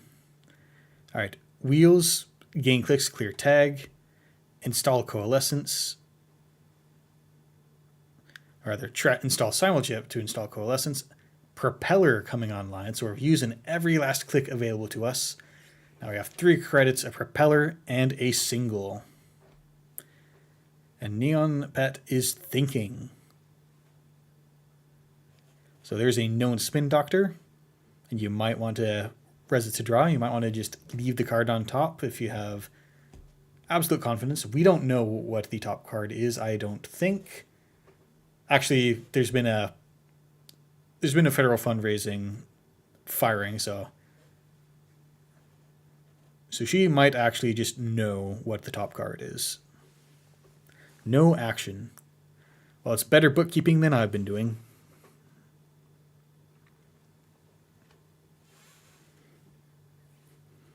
All right, Res Spin Doctor. Start turn, and we'll resolve federal fundraising.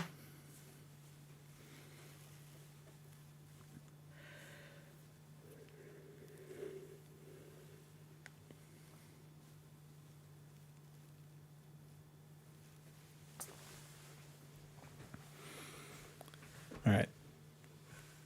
We do shuffle back into R&D, but it looks like we found the crypto crash. And that is the last crypto crash scored for the game.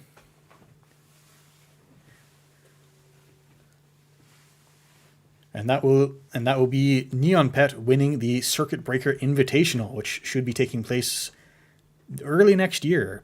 January? February? I don't know schedules.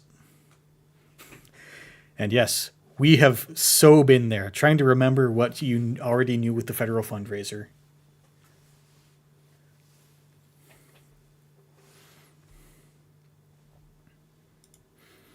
Everyone tells you should take notes.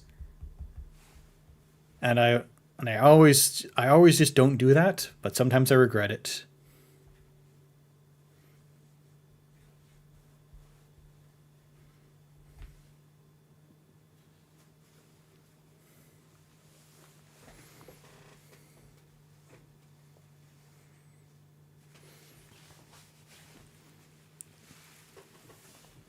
All right, now we have the final round coming up, which will be untimed. They could hold me hostage here for hours.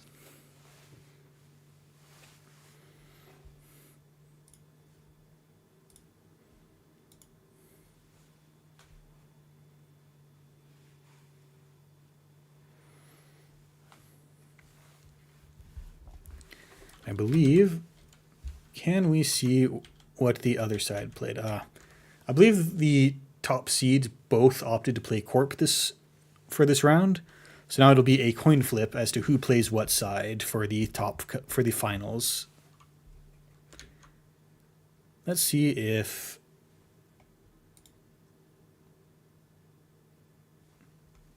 Jinteki Aesops.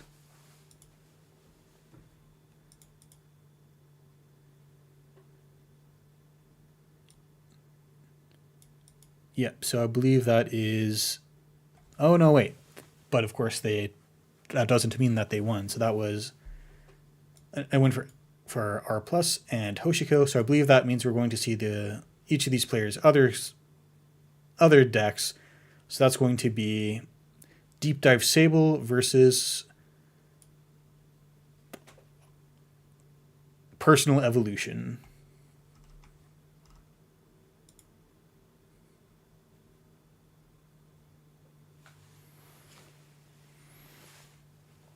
And yeah, this Sable looks like it's spending all the influence on deep dives. And that is both a good way to not have to deal with a bunch of Jinteki net damage, but also a very good way to lose your win condition to a bunch of Jinteki net damage. It's very volatile.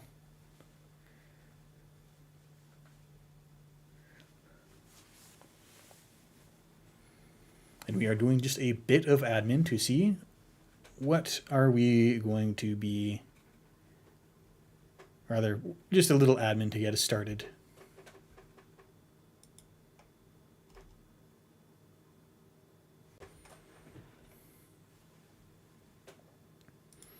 All right, back to the dark mode screen. No one should be looking at a bright monitor at this time of night.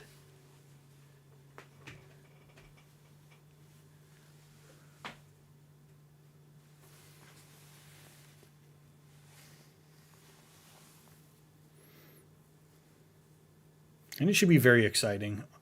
Deep dive decks are always fun.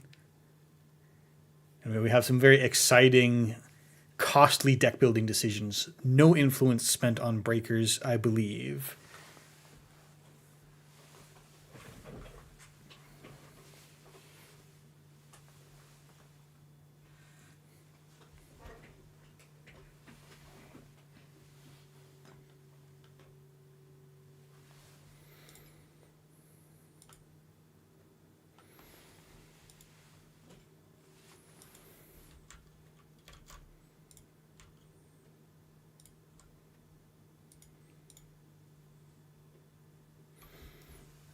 All right, and we are in.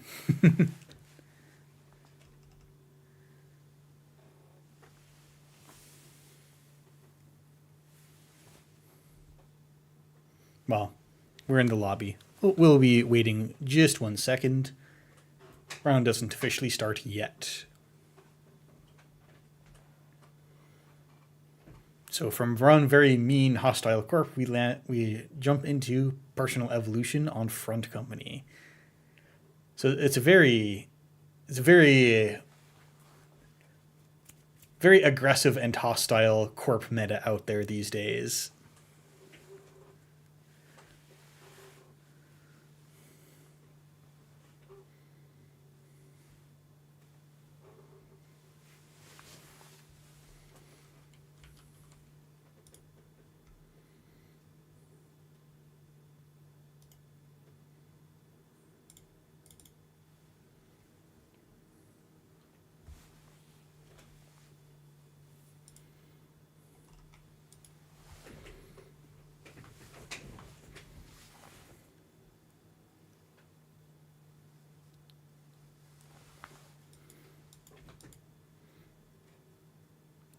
So what have you all been up to lately?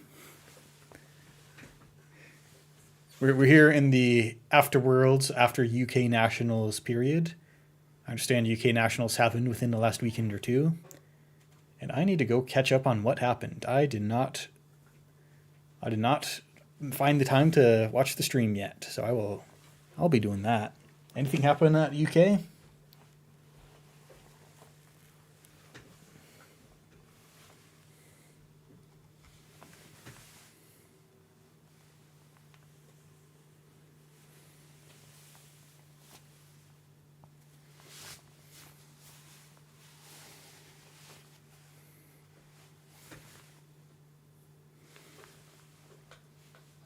Whoop. We all spectating this one. We might have more spectators than stream viewers left.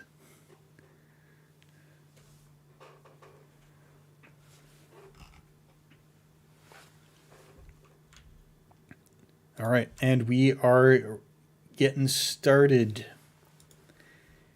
We get to zoom in. Not that much zoom. So, on the top side is Sable, the runner, who always appears at the top of the screen when we're spectating. On deep dives, 3 of them, I believe, and playing some very aggressive cards like backstitching, just these temporary solutions to go through scary ice once. On the other side, we have Jinteki, Personal Evolution. This doesn't look like the loud deck I saw at Worlds. It has front companies. It has bladderworts. And it just has a wide array of hostile things to try to inflict upon you. And Wage Workers, looks like we're seeing 3 installs.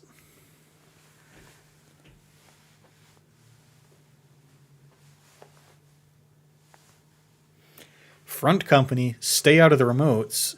4 installs. We are off to the races. No credits for the corporation.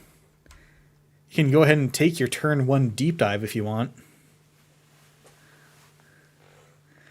And Swift in the opening hand, get that click back from the Carpe Diem. We could run and contest stuff. But no, we're just getting the clicks, we're getting the Swift. That is a Bladderwort, gonna hit a card out of hand. Pinhole Threading.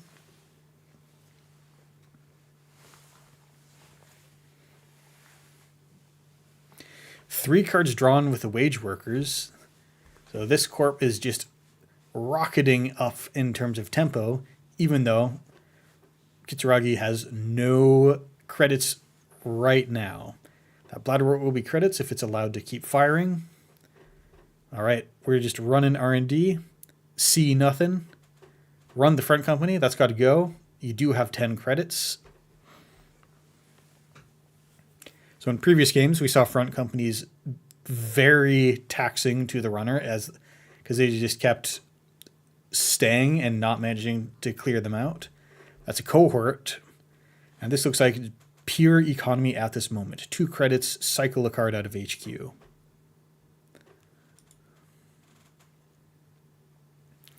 And if you have enough economy to sustain this, then Cohort's pretty easy to take down. And if that's the only economy the Corp has going, then easy to get rid of. However, Wage Workers is also a good card.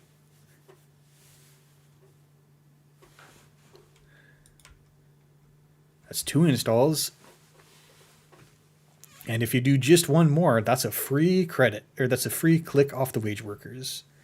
And you never want to see Wage Workers pretending to be a pad campaign, but sometimes you do it.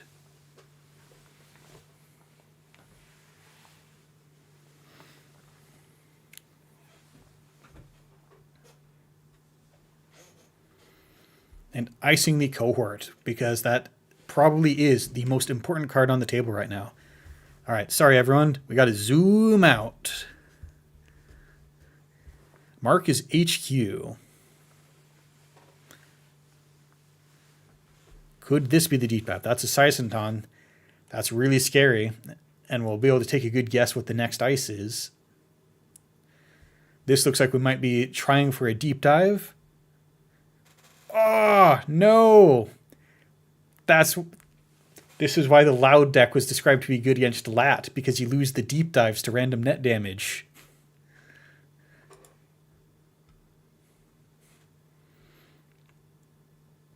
One deep dive down, 2 to go. And all you got out of it was a false lead and a sting, which doesn't feel that bad, but now you have no credits. That's a Spin Doctor, so now the Cohort can throw out agendas. Just no danger.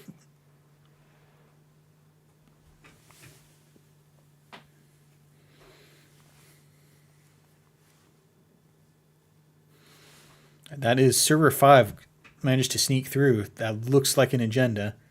That is a House of Knives. So when Thorn has a lot of cards in hand right now. But when you see them make that second run on Centrals, you can start fishing for that deep dive. All right, Swift Run HQ. It's a fantastic economic recovery. You get your Sable click back. You get your Swift click back. You can take 6 clicks turns as Sable if they don't ice their Centrals, and it looks like that's not going to happen. The same Seisenton is back, though. Dirty Laundry to R&D. This is starting to look like another deep dive.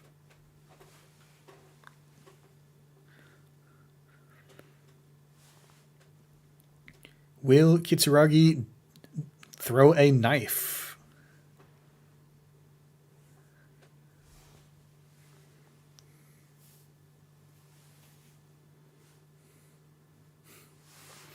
It's worth thinking about.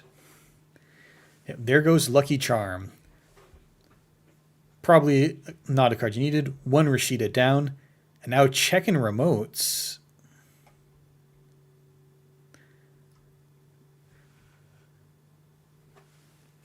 So the new Server 9 getting checked. You got to keep the Corp honest, because if they know you just never run remotes ever, then they start scoring. Another Rashida. That's 2 Rashidas down this turn. And then just install daily casts. So that might be a successful bait to lose a House of Knives counter. You don't have to win through a deep dive if you just never let them score an agenda.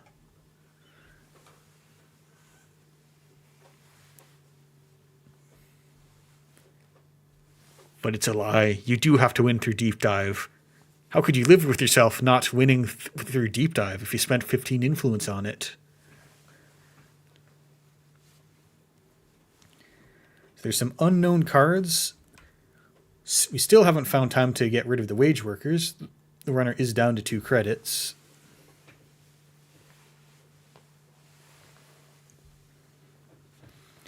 Three new remotes, 10, 11, 12, and Ice R&D. And I think we can tell where that Seisenton has gone, because, these obviously aren't the Seisenton.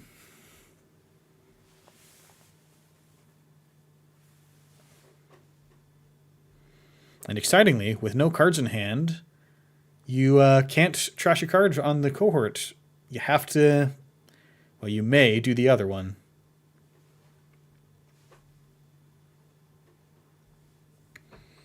All right, Neon Pet, playing it cautiously, safely, discarding a Lucky Charm. You probably don't need that.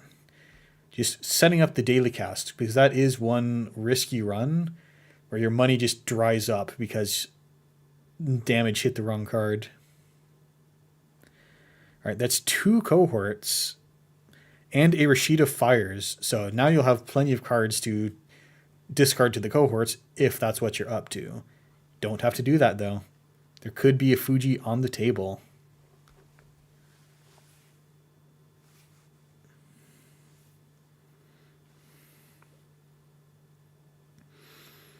All right, that's 1 cohort discard and draw.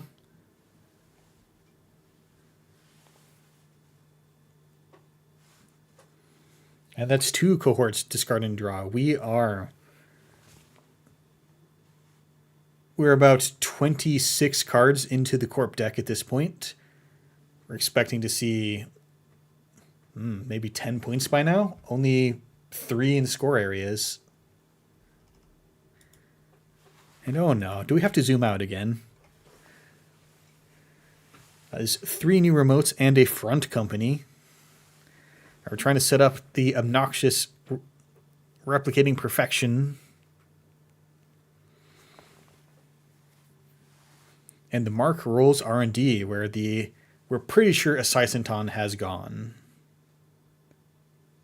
All right, backstitching, fantastic thing to have.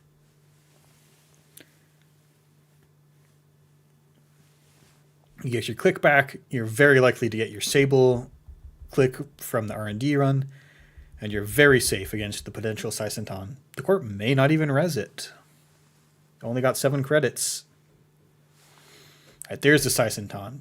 Because if you don't res it, then they just bully you forever with your bypass.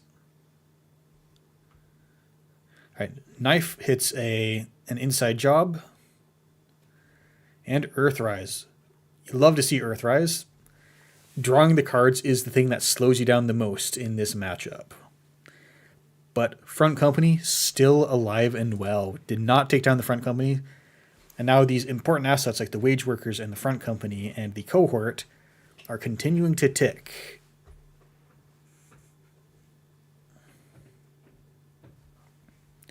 There is only 1 House of Knives counter left, though. You probably save that for when they make their 3rd Central run.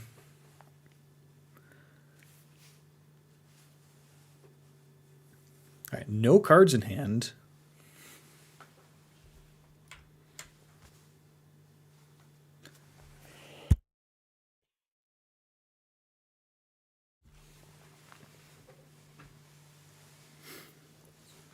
So you can't use the Cohort Guidance Program to discard and draw if you're empty-handed.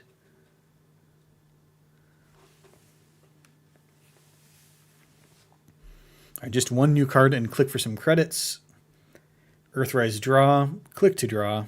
Melandrage, that's a good one. So this gives you 2 free bypasses of low strength ice. And that sounds exactly like the only ice we expect to see from a personal evolution deck. So that's just run into HQ because, this can't be an Anansi, not on 5 credits. And now come and clear out the Front Company. I like seeing the Front Companies go down. And Class Act, just draw more cards. Sneak Door. Ooh. So you're telling the Corp about this ahead of time, but you get that click savings to go into HQ, and now the Corp has to ice archives, and the Corp has no cards in hand, and unless you manage to produce a card draw from something on the table right now, you're not going to find it very, very likely. So you might be able to just get away with this Sneak Door without ice coming down.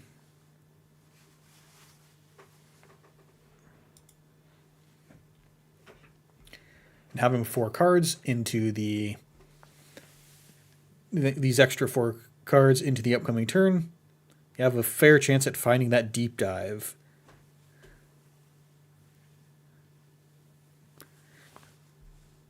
So that's 6 cards plus the 2 from Earthrise. That's pretty good.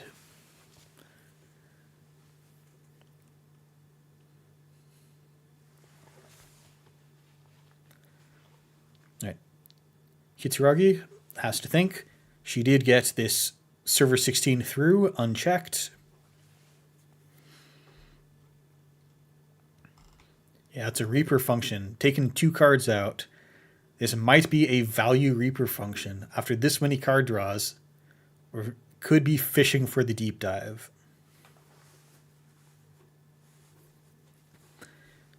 Also taking this opportunity to turn cards face up and advance server 12.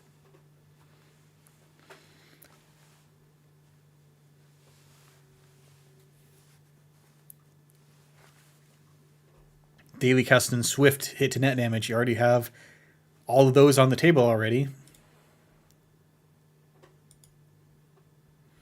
Powers That Be res. So that's a click. Ooh. A 4-2 Blood in the Water. Oh no.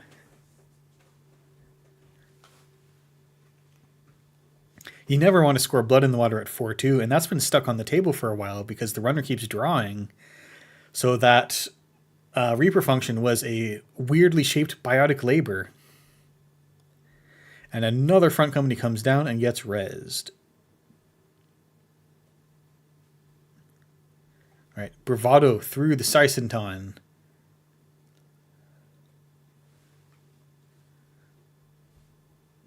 One bypass on the Melandrier.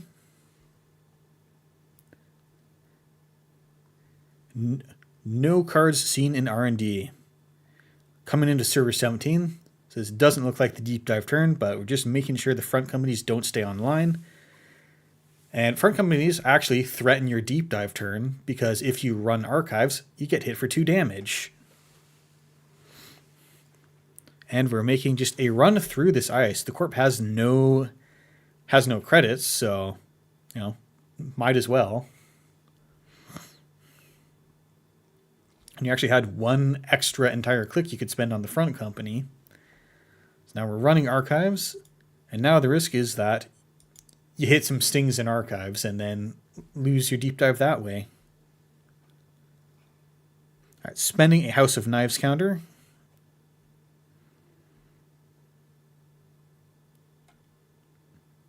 And Spin Doctor shuffling 1 unseen into R&D. And letting the runner get the Fuji asset retrieval and the false lead, that is going to kill the runner. Because you're exactly 1 card short. You're going to take 2 damage. You're going to take a total of 4 damage right now. So that is exactly perfect lethal.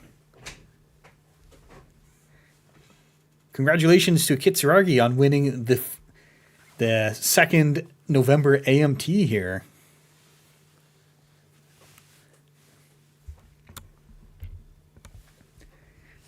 That's one of those math problems where you just have to make extra sure you double check your work and you didn't accidentally hand the runner the game. What a game. And with these very threatening oncoming tools, and the deep dive was just in the hand right there.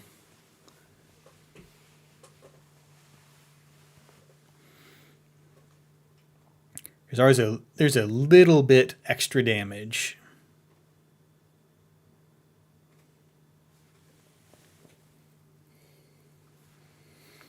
All right. And I think that's going to wrap us up for this stream.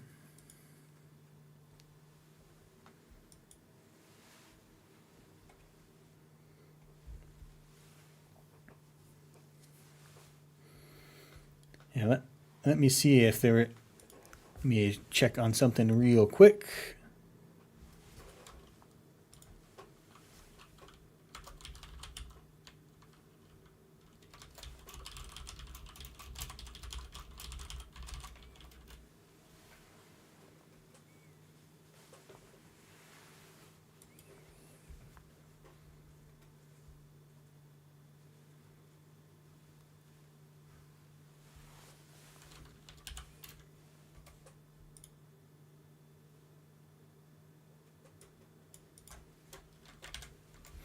All right, we're going to check and see if we can do an interview.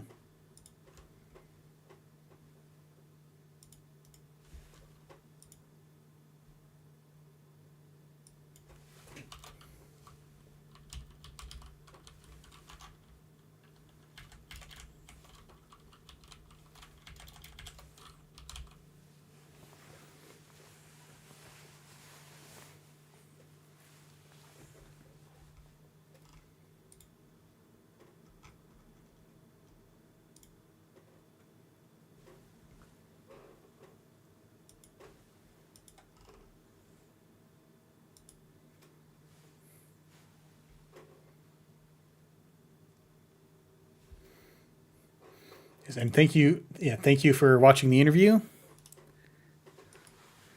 Or I'm sorry, thank you for watching the stream. We're going to see if we have a little more for you.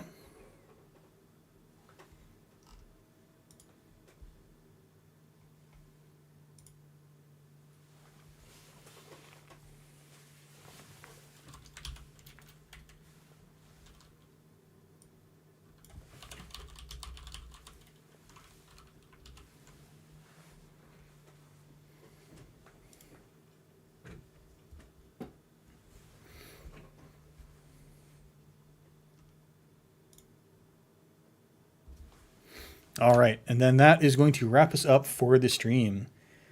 Thank you all for watching. This has been a series of fantastic games. It's lots of different corps all over the place, and we see the criminal make it into the top cut. Always exciting. So, see you next week. Stay tuned for the off-meta month of December.